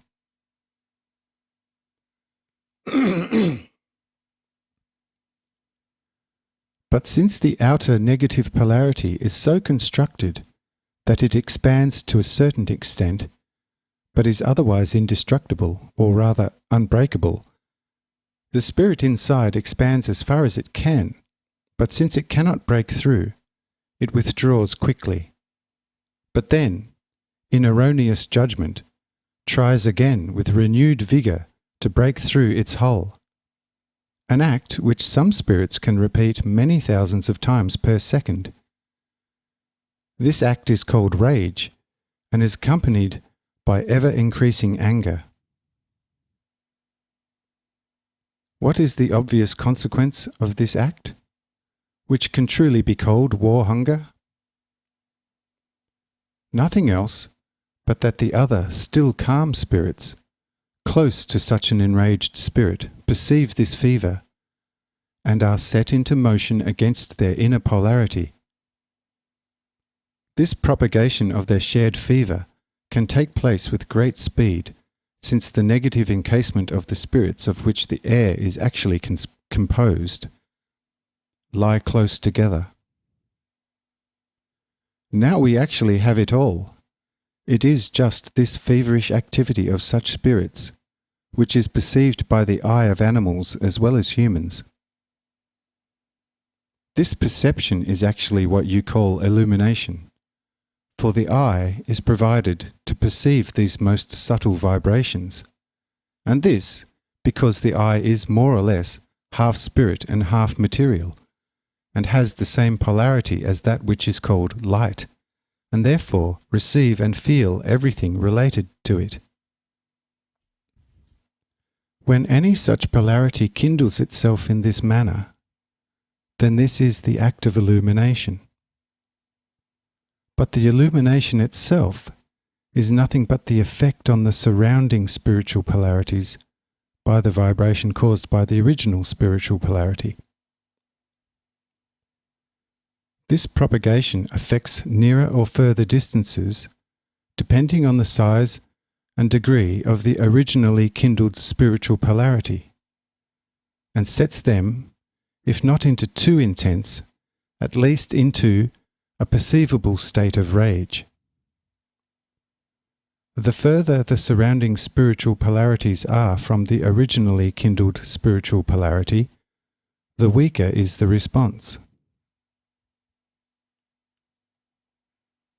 Now you will say, we understand the illumination, but we do not understand why we see the illuminated objects by their form, and also do not understand the nature of the different kinds of light, such as the light of the sun. Here I will tell you a little more, so that this too will no longer be a secret, since the greatest difficulty has already been overcome. You see the actual form of objects, because the solid material corresponding to the forms of the objects resists the formerly discussed propagation, or it is a double return from an object from which it received a counter-thrust. Concerning the light of the sun, its illumination is the same as the familiar spark. The difference is only that the white light stems from the vibrations of love, while the red light stems from the vibrations of rage. And, since the light of the sun originates from the vibrations of love, its propagation is different from that originating from anger. But what constitutes the difference, and how we shall arrive at our victory, will be clearly shown to you next time. And so let us leave it for today.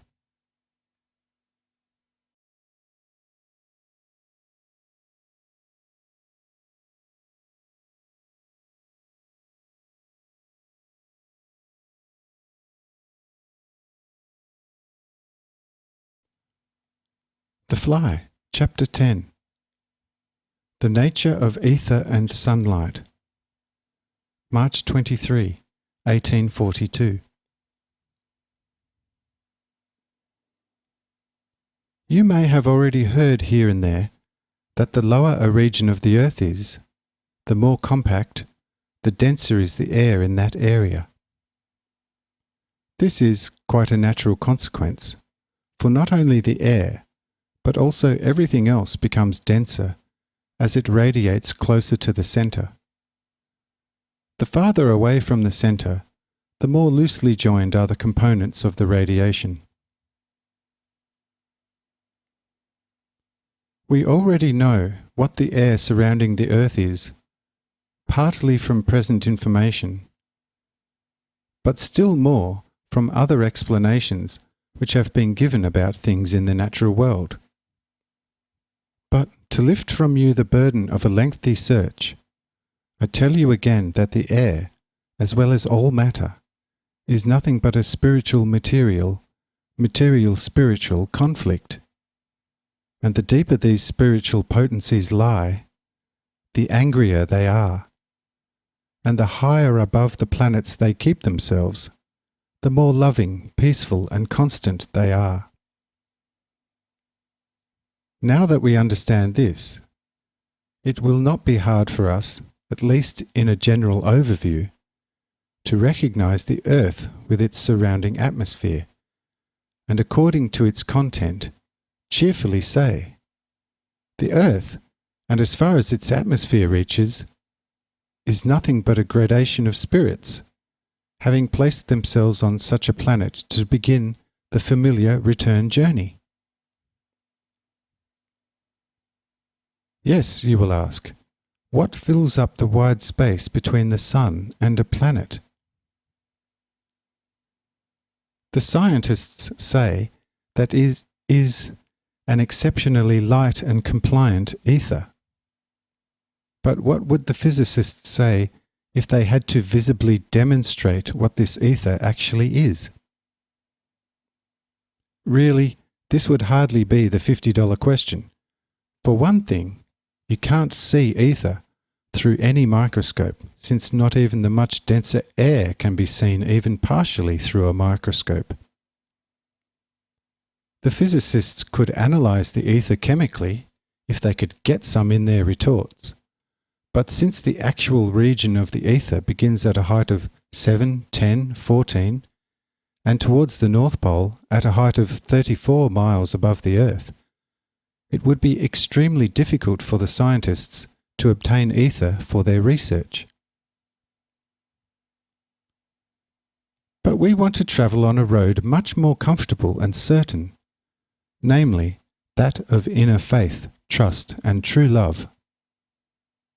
On that road the star Sirius will be visually much closer to the cowboy and the shepherd than is the raindrop which has fallen on the nose of an exceedingly mathematical scientist who is on the dark road of short-sighted research using the human mind.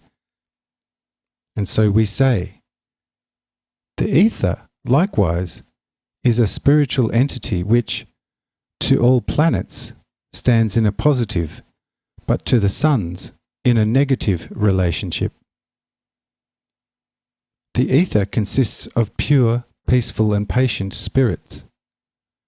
If this were not so, how difficult it would be for the planets to make their long journey around the sun at an extraordinary speed. But because the ether is formed from the most pure, peaceful, and compliant spirits, nothing finds in their existence an obstacle to its motion, be the moving entity or thing ever so small and insignificant. See now, my dear ones, now that we know this, it will no longer be difficult to ascertain the illumination of a sun, and the procreation of its illumination. Yet, before we can do that, we must devote a few minutes to the shining sun, and ask ourselves, how does it look, and what happens there? This is necessary. Otherwise, you would sooner or later have to ask, how could one explain the effects to someone else if the cause of the effect remains unknown?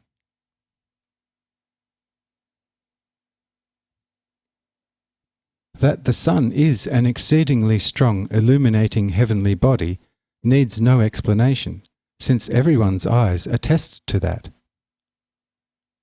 But how does it become so strongly illuminating? And how does it look on the surface and all the way to the centre?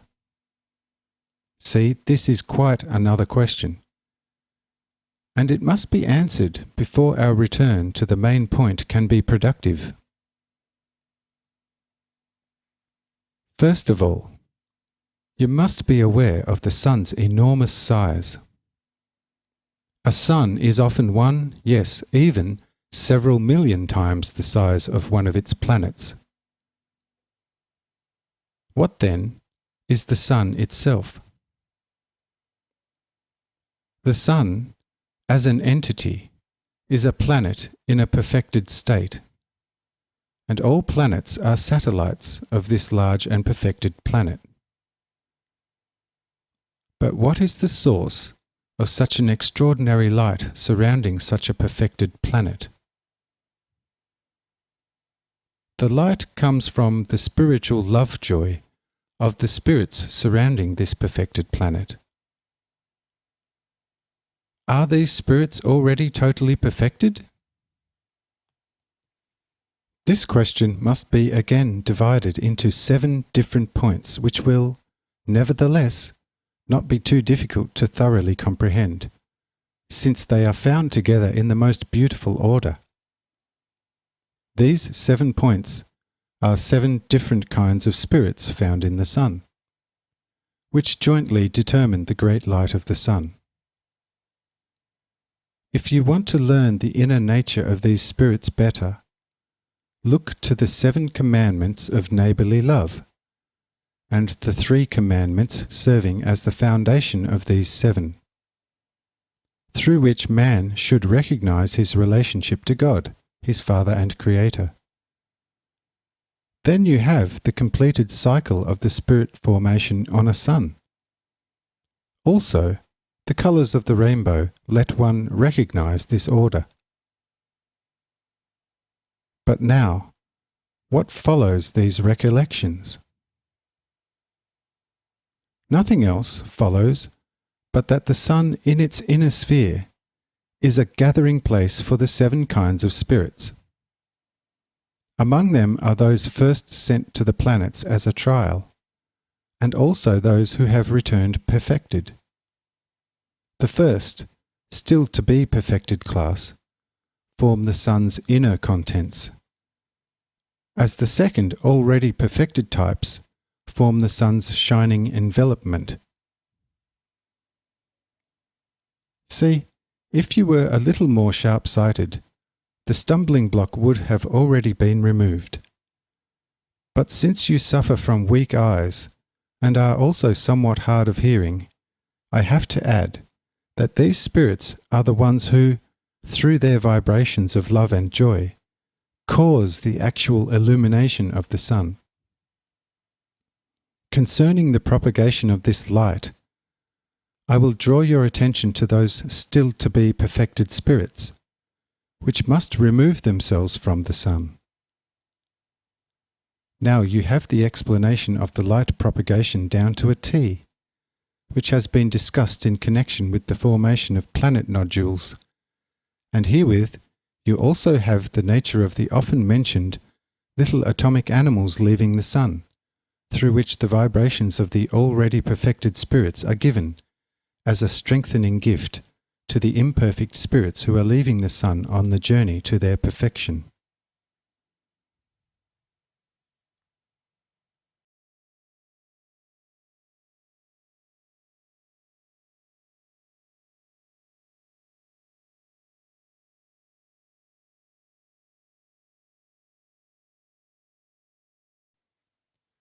The Fly, Chapter 11. The Fly as an Assembler of Light and Life. March 25, 1842. Here you will ask and say, "It is all well and fine, but what drives the first kind of spirits, which are still not complete, out of the sun into the wide, endless spaces?" And I give you this as an answer. Nothing else but my eternal order, in which these wandering spirits from the sun have a positive polarity saturation, but basically they are only negative. But what happens if two like poles come near each other? They repel each other until the positively nourished but within itself still negative pole has given up all the positive. Now, understand, our well-known little atomic animals are basically negative anxieties and can only remain in the sun as long as they retain a negative polarity. If they too greedily take on a light saturation from the positive polarity sphere of the sun's spirits, so that, according to the nature of light, there remains very little difference between them and the truly positive polarity spirits, which are already complete, they, the little atomic animals, will be quickly driven out from the positive polarities, and that with a truly spiritual speed. These expelled spirits are the actual shining light of the sun which, when it falls on a planet, imparts the positive part to it, which is the accompanying light, or rather, the continued love-joy vibration of the completed spirits. But in the negative portion, these atomic beings soon free themselves of their positive part, especially when they get close to a planet, and then, as antipolar beings, return to the sun. Since these beings always move in a straight line because of their great speed, it is understandable why objects illuminated by the sun are seen so clearly, especially when there are no disturbances in the air.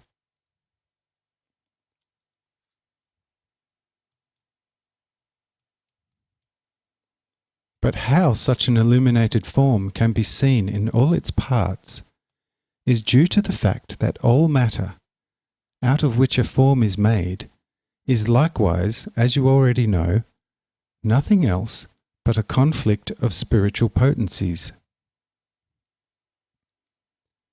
Therefore, when these fast light-bearers from the sun encounter a form, the form then takes on, according to its composition, the parts corresponding to itself, and lets the unusable parts go in all directions and at the highest rate of speed.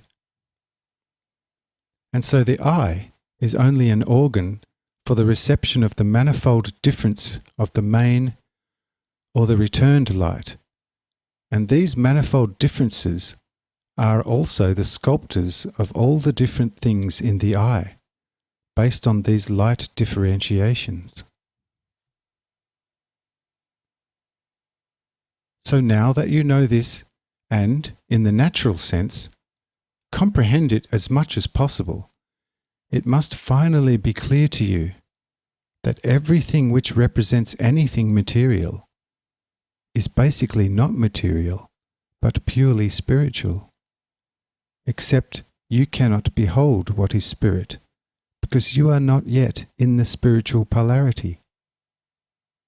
But once you find yourself in spiritual polarity, then the opposite will occur, where you will see only what is spirit, but all material you will have to think of as now you think of the spiritual. Therefore, you should not wonder so much if, in the course of this communication, you come upon points here and there that cannot be made all so clear to you.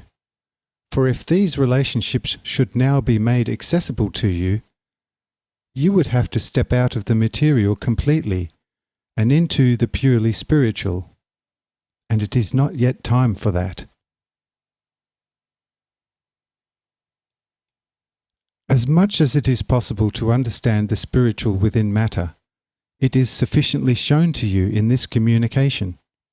What a superficial road those take who have nothing but matter before them, and how impossible to understand those who, in their research, will lift themselves above matter.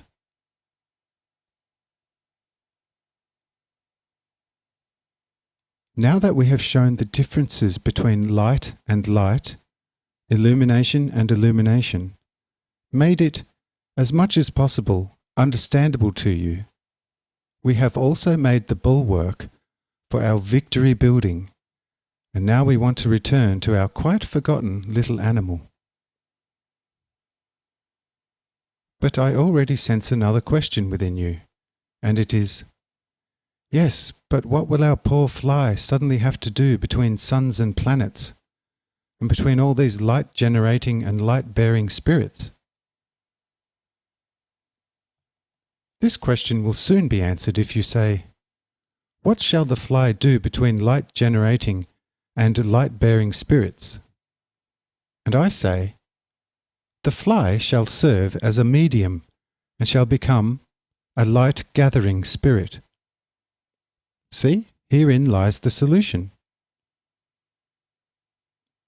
Could you ever say, now we understand this being, and would have to testify loudly that you don't know its standpoint? What then would be your understanding? Truly, I tell you, there would be very little difference between how you see the fly or some other object, and the way another animal would see it, except that you can name it and say that it has 6 feet, 2 wings, a body, a head, and belongs to the class of flying insects, and then, perhaps, add 2 or 3 hypotheses. Thus, the standpoint of a thing is the basis from which the thing being viewed appears in its full truth. But what is the truth of a thing? Understand, the spirit of a thing is the truth of it. As long as this is not established, everything resembles a deaf, hollow nut lacking content. Thus, the standpoint is the basis. We have said it, and it must stand the test. So look then at our fly on this middle ground. Is it only spirit or only matter? You have to say, no, it is partly material, and, since it lives, it is also partly spirit. It finds itself, like countless other living beings, between the 2 main polarities, namely, between the positive living polarity of the sun and the opposite standing negative polarity of the planets. This is to say, it is neutral, meaning neither all positive nor all negative. Yes, so it is right, good and true. Neither light generating alone, nor light bearing alone, but a light collector. But what is this light? We know that it expresses itself in the mobility of life. Thus light and life are one and the same, and light is only an appearance of life. But, since our fly is a collector of light, what else does it collect? Or rather, is it not then a collector of life? How does this life express itself in the fly? Does it express itself, perhaps, in a resplendent light? You must be either blind or have a fanciful eye if you can say you have seen it fly around glowing like a firefly. Yes, the fly preserves life quite exemplary within itself. It no longer lets it stream out, and it puts on a dark garment, so that the light within can better multiply. See now, my dear ones, whoever doesn't recognize the essence of humility in the fly must be more than 3-fold blind.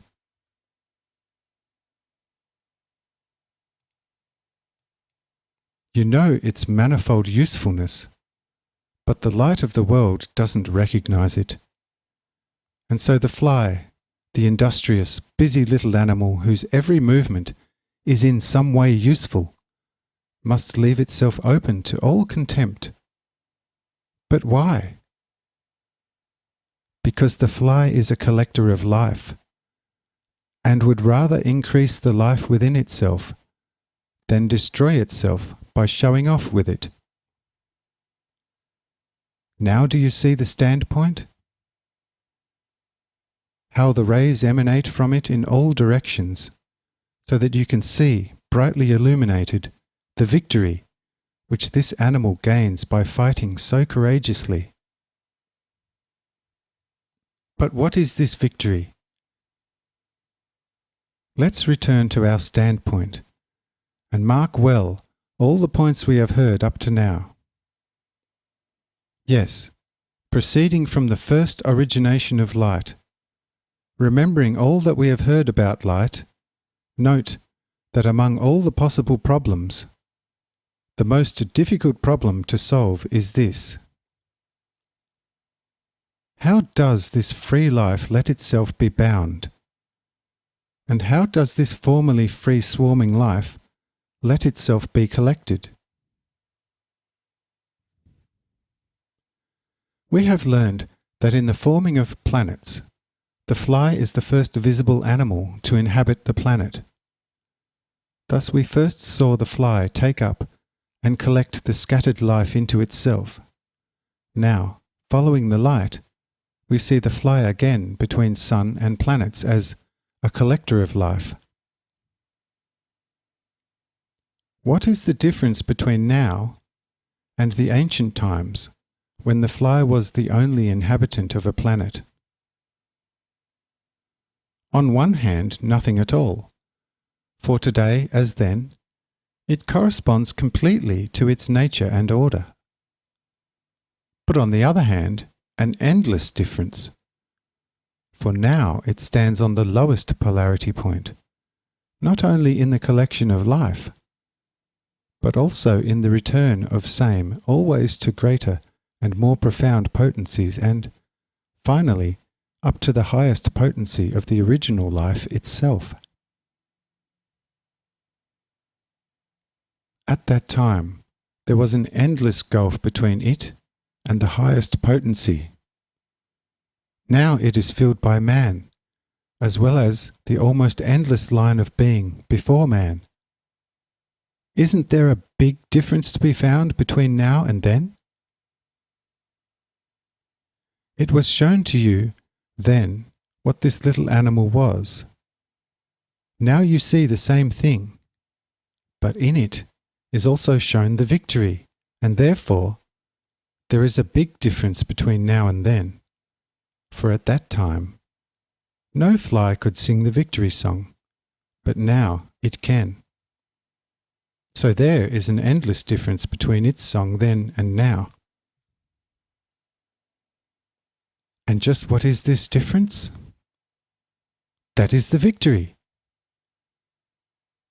What then is the victory? Here, open your hand and grasp the victory right under your nose. But in case you don't know it yet, I must spell it out for you. The preserved life is the victory. But how did the fly preserve this life? It preserved its life through its great activity, for the life needs to be exercised. It retains it further by its great humility, for life wants to be collected. It is preserved by blind submission to my will, for all life must be guided if it ever wants to find and recognize itself with self-confidence. Now, when you consider these points, and consider the laws which have gone out to you from me, for the eternal preservation of life, and compare all these with another, having constantly in mind what the victory is, you will also recognize what is meant by the beginning stanza of The Fly, which says, the fly, it sings to you of victory. For this little song, given to you a long time ago, consisting of a few verses, can only be regarded as the opening stanza to this great song which you now receive. Now that you recognize in this great song the actual victory song of the fly, and since we have recognized the victory, let us look to ourselves to see and pay attention to the victory, so that we become more and more able to come closer and closer to one another, and thus experience the final, greatest victory.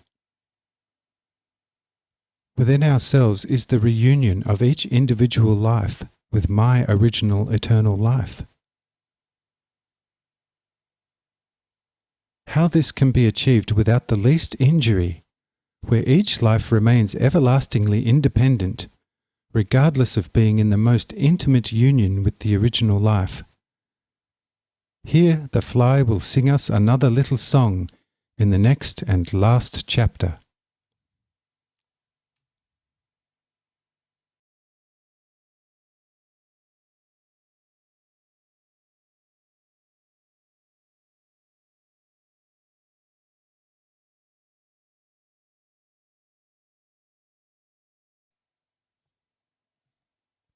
The Fly, Chapter 12. The Fly as Symbol of Humility. March 25, 1842. You have heard often enough in the course of this communication what is meant by this injury, not only in this communication, but also in several other communications.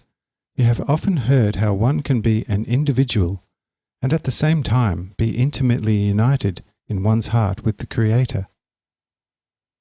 Nevertheless, it is still dark in your emotions, and faith has a hard road, and the soul finds it hard to understand how men can have, spiritually, a completely independent life, and, at the same time, be so connected with the original life of the Creator, so that together they are only one life. Yes, truly, such is very difficult to grasp within the earthly limitations. And I tell you, whoever does not learn it from the modest little song of the fly, or still more clearly speaking, whoever does not learn it out of the true innermost humility of the way of the cross, still more clearly speaking, whoever does not learn it from me, the Father, who am the highest and innermost humility itself, he will never understand how father and child can be completely one. To give you a good picture, let us look at two large objects, namely, a big cosmic man called the world, and another huge man called heaven. Regarding the first man, in a material sense, entire shell globes full of suns and worlds do not make up a nerve module of his. And this man, who in his largeness sees himself as completely one life, just as you see yourselves as just one life. But does he really consist of just one life? To understand that this great cosmic man lives a manifold life, you need only to see a swarm of flies, and they will tell you with their humility that even they, as the first animals, present for themselves a complex life. How much more must man for himself recognize this? And still more, an entire world full of people and countless other living beings. And still by far more, the sun with its completed beings. And still much more, a central sun with its most complete and almighty spirits, and finally, a self-contained shell globe. But still, all these shell globes, all central suns, all next to central suns, all planetary suns, and all other secondary suns with their planets and all the beings on them, are truly nothing but body parts of this large cosmic man, who for himself has as good a self-contained life as every man on this earth. See, that was the view on the material side. Now let us direct our eyes to the heavenly man, whose size compared to the previously mentioned cosmic man is as a millionth part of an atom, cosmic man, compared to an atom, heavenly man. Yes, the heavenly man, in its human shape, is so big that all countless milliards of shell globes, which comprise the cosmic man, would easily fit into the tubular opening of one of its little body hairs, and they could move about without even touching the sides of the little hair tubes.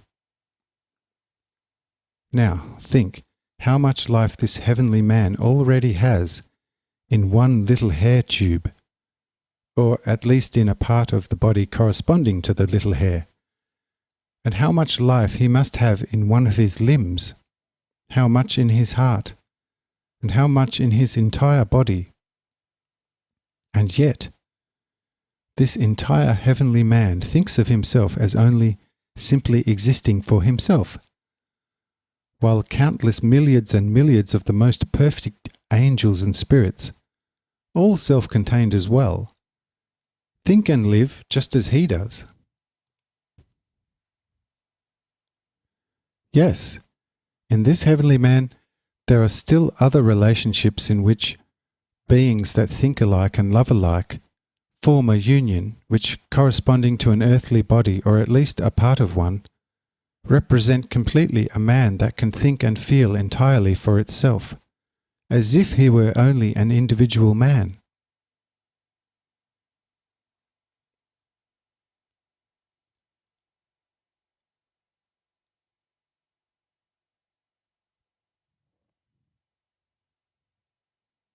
Yes, I tell you. In addition, in my endlessness, there are several such heavens, and each heaven is, by itself, a complete man, and all the heavens together form another endless man, which cannot be thought or conceived of by anyone but me, since it is actually my body, or God in his endlessness, which thinks and feels his person and individuality in the most determined and clearest way of all. And what an abundance of life in him! If you now compare these two pictures a little, and then review them in the spirit, you will soon realize that in one eternal and endless life, countless lives can move about freely and there enjoy the highest of life's delights, while they are only a part of the principal life in God. See, thus sings the fly in its humility, and humility is man's actual true principal fly. For, as the fly, on a continent, begins to gain victory over life within itself, so does humility within man begin to take up the freest of all life from God, and to enclose it within himself, and then, through its perseverance and courage, to grow and nurture this holy treasure within, which is the living Christ in every real man. And when this life has gone into all parts of the soul, and through the soul into the flesh, then such an occurrence, the actual working in the spirit, is a victory, yes, truly, the greatest of all victories which a man can attain. For by this victory he has captured the highest life of God within himself, through love has made it his own, and has become one with the eternal God, the Father of all love. Tell me, is this not a victory which the fly sings to you? But if you want to correctly understand the fly, which sings this victory to you, then ask the actual true fly within you, which is perfect humility, and it will give you the correct answer. Yes, through it you will experience what a really true victory is. But as love is the fruit of humility, so is eternal truth, or the light of all light, a fruit of love.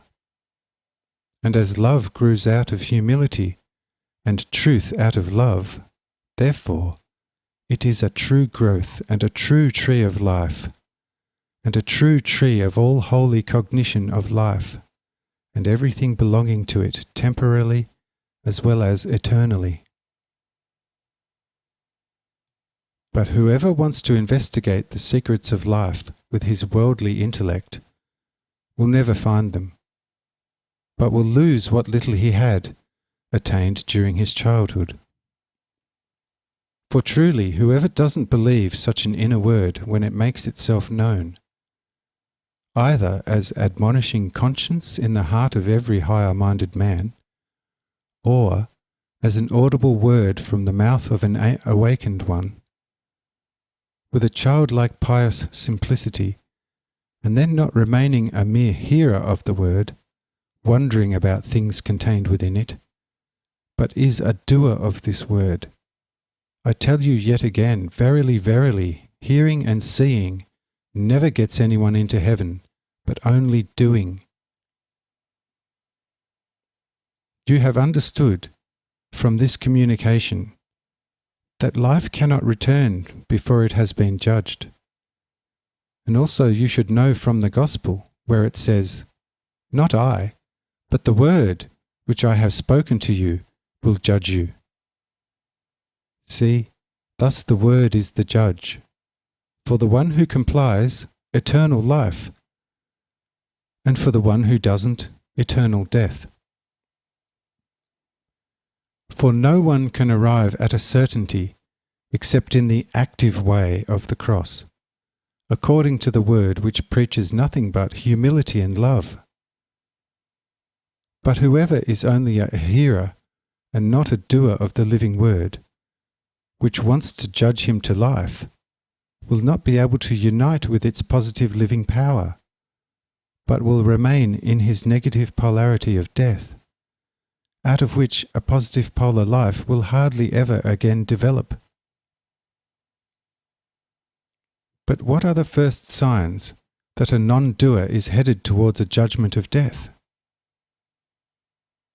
The first signs are the doubts of the genuineness of one or the other part of the divine revelation. What then is such a doubt in and of itself?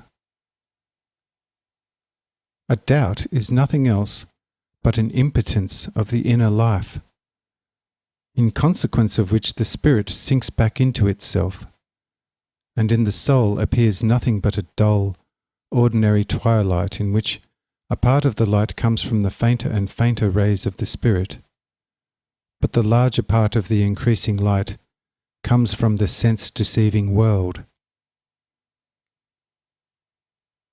Where such spiritual impotence leads doesn't need any great explanation, unless the spirit is again soon awakened by vigorous activity according to the word.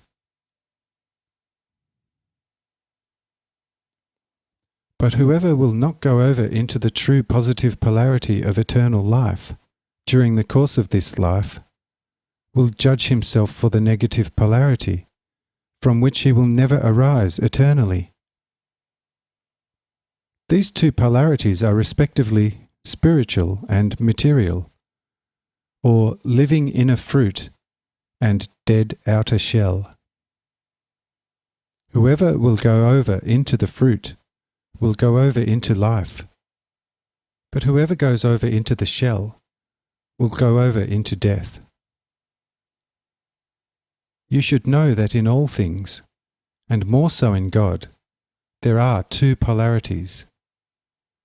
And since the divine being is eternal, so also these two polarities must be eternal. Whoever is judged by the word, or rather judges himself by it, takes life into himself and corresponds to the divine positive polarity, which is then the most free and unlimited existence.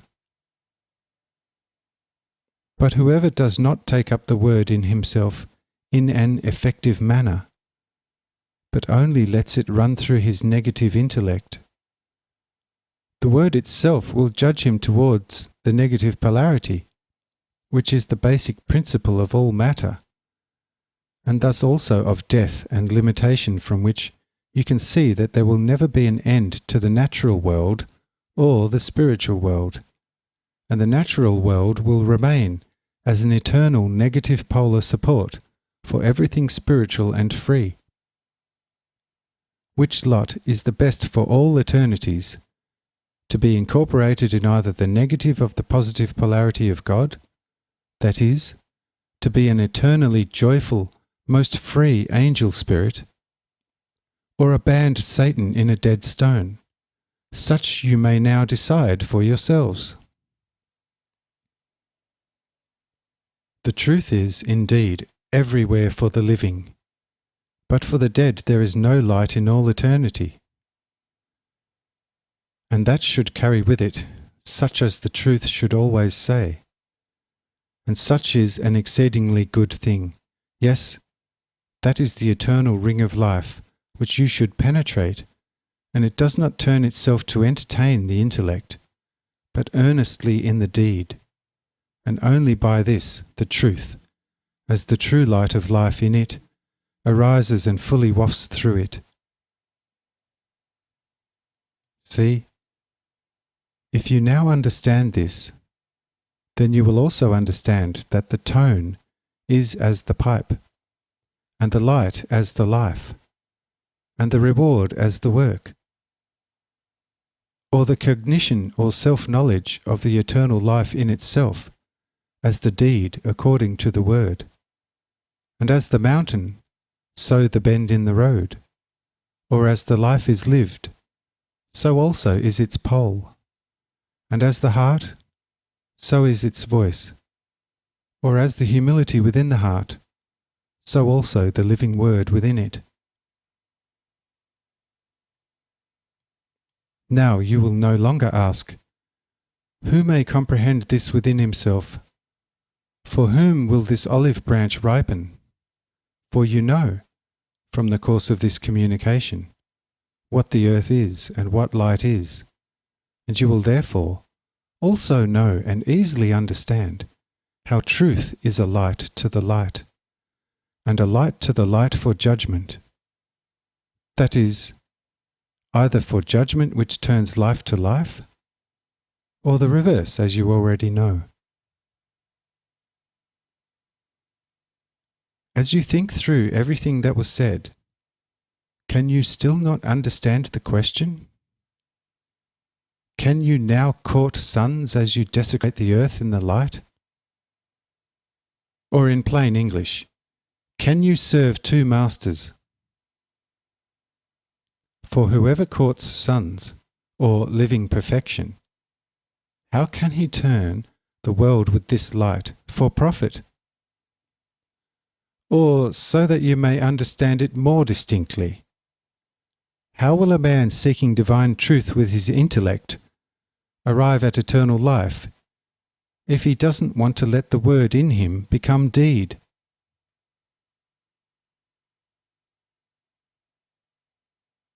Yes, he is one who, in the stolen light, profanes by his indolence the very ground upon which he should have been active to attain life. Don't the physicists know that like polarities never attract but always repel? The earth in itself is lazy and idle. How can it be enlivened by inactivity? Therefore it is clear that as one cannot serve two masters, so not at the same time his idle intellect and the living deed. But whoever can court suns should not profane the earth with the light, but should bless it by his deed, so that the earth also becomes a sun to him. And so the call is to the dark doubter, that he should flee when I bring down suns. But where shall he flee? He may ask the fly, and it will tell him which train life takes, and how it should return equipped with great profits. But the fly will also tell him where he may flee, yes, rather must flee, if he will not return to the eternal life of all life by action according to the Word. Whoever has opened his eyes just a little bit will need not search too long to see the vast endlessness full of deer, who truly run the race to the ultimate finish where life has taken its course in our fly. For deer, and always becoming freer life, signify one and the same thing. Knowing this, you also know who and how he can lift the endless chain of existence, which climbs up to the firstborn of all light and life. But here the question is put to the intellectual, whether also he, the idol, is able to lift this chain, and likewise the second and last question. If you cannot find the footprints of truth, namely through the deed, who then will release you from this night of eternal death? I think this last question needs no further clarification, since you will know from this script that one must be a living, active doer of the Word in order to be released from the night of eternal death. Not only a hearer, or ultimately even a critic, what is even worse, a despiser, and then even a denier of my word. But whoever wants to be a real doer of the Word must be totally earnest, so he can say with my dear David, God is my true earnestness. I will sing and compose, that is also my glory. In good health, you psalters and harps, I will be up early. I will thank thee, O Lord, among the peoples, and will sing praises to you among the masses, for thy grace reaches as far as the heavens extend, and thy truth reaches higher than the clouds. Lift up thyself, O God, above the heavens, your glory over every land, so that your dear friends are released. Help with your right hand, hearken to me. Doesn't David sing here that God is his true earnestness? But how else can God be with man except in the Word? Thus the Word must be man's earnestness. Therefore he should sing it, or hear it, and then write it or do it. And that is the glory of the light of man himself. Here David calls to the psalters and harps, and wants to get up early in order to do what? Nothing but the Word. For whoever takes up the Word into his heart, and does accordingly, and does such among nations and among people, or he finds himself in the middle of the two well-known polarities, and strives through them towards God, and doesn't let himself to be led astray by nations or by people, or by his intellect, nor by his indolence. He it is who thanks and sings praises to me with the best psalters and harps. Yes, truly, whoever does so, to whom God is a true earnestness, as to David, he knows quite well how far my grace extends, or how far the life from me goes out into all the eternal spaces, which are the heavens, of which enough was told to you today. He also knows what the clouds of truth are, namely, the spirits of eternal life. Yes, to whom God is a true earnestness, he recognizes the victory within himself, and calls likewise with David, Lift thyself, O God, above the heavens, or over this my former life, and thy glory, or thy living light, stream out over the lands of my being, so that thereby all dear friends, or all who have turned themselves toward life, at whichever level they may be, will be released of all that is death. Yes, to whom God, as to David, is a true earnestness, will also call to him, Lord, my God and Father. See, my heart overflows with love to you. See, out of the depth of my humility, I implore and cry to you that you might help me with your right hand. or that you might give me the true light of life, and then I could become one single complete life with you. And so hearken to me, my God.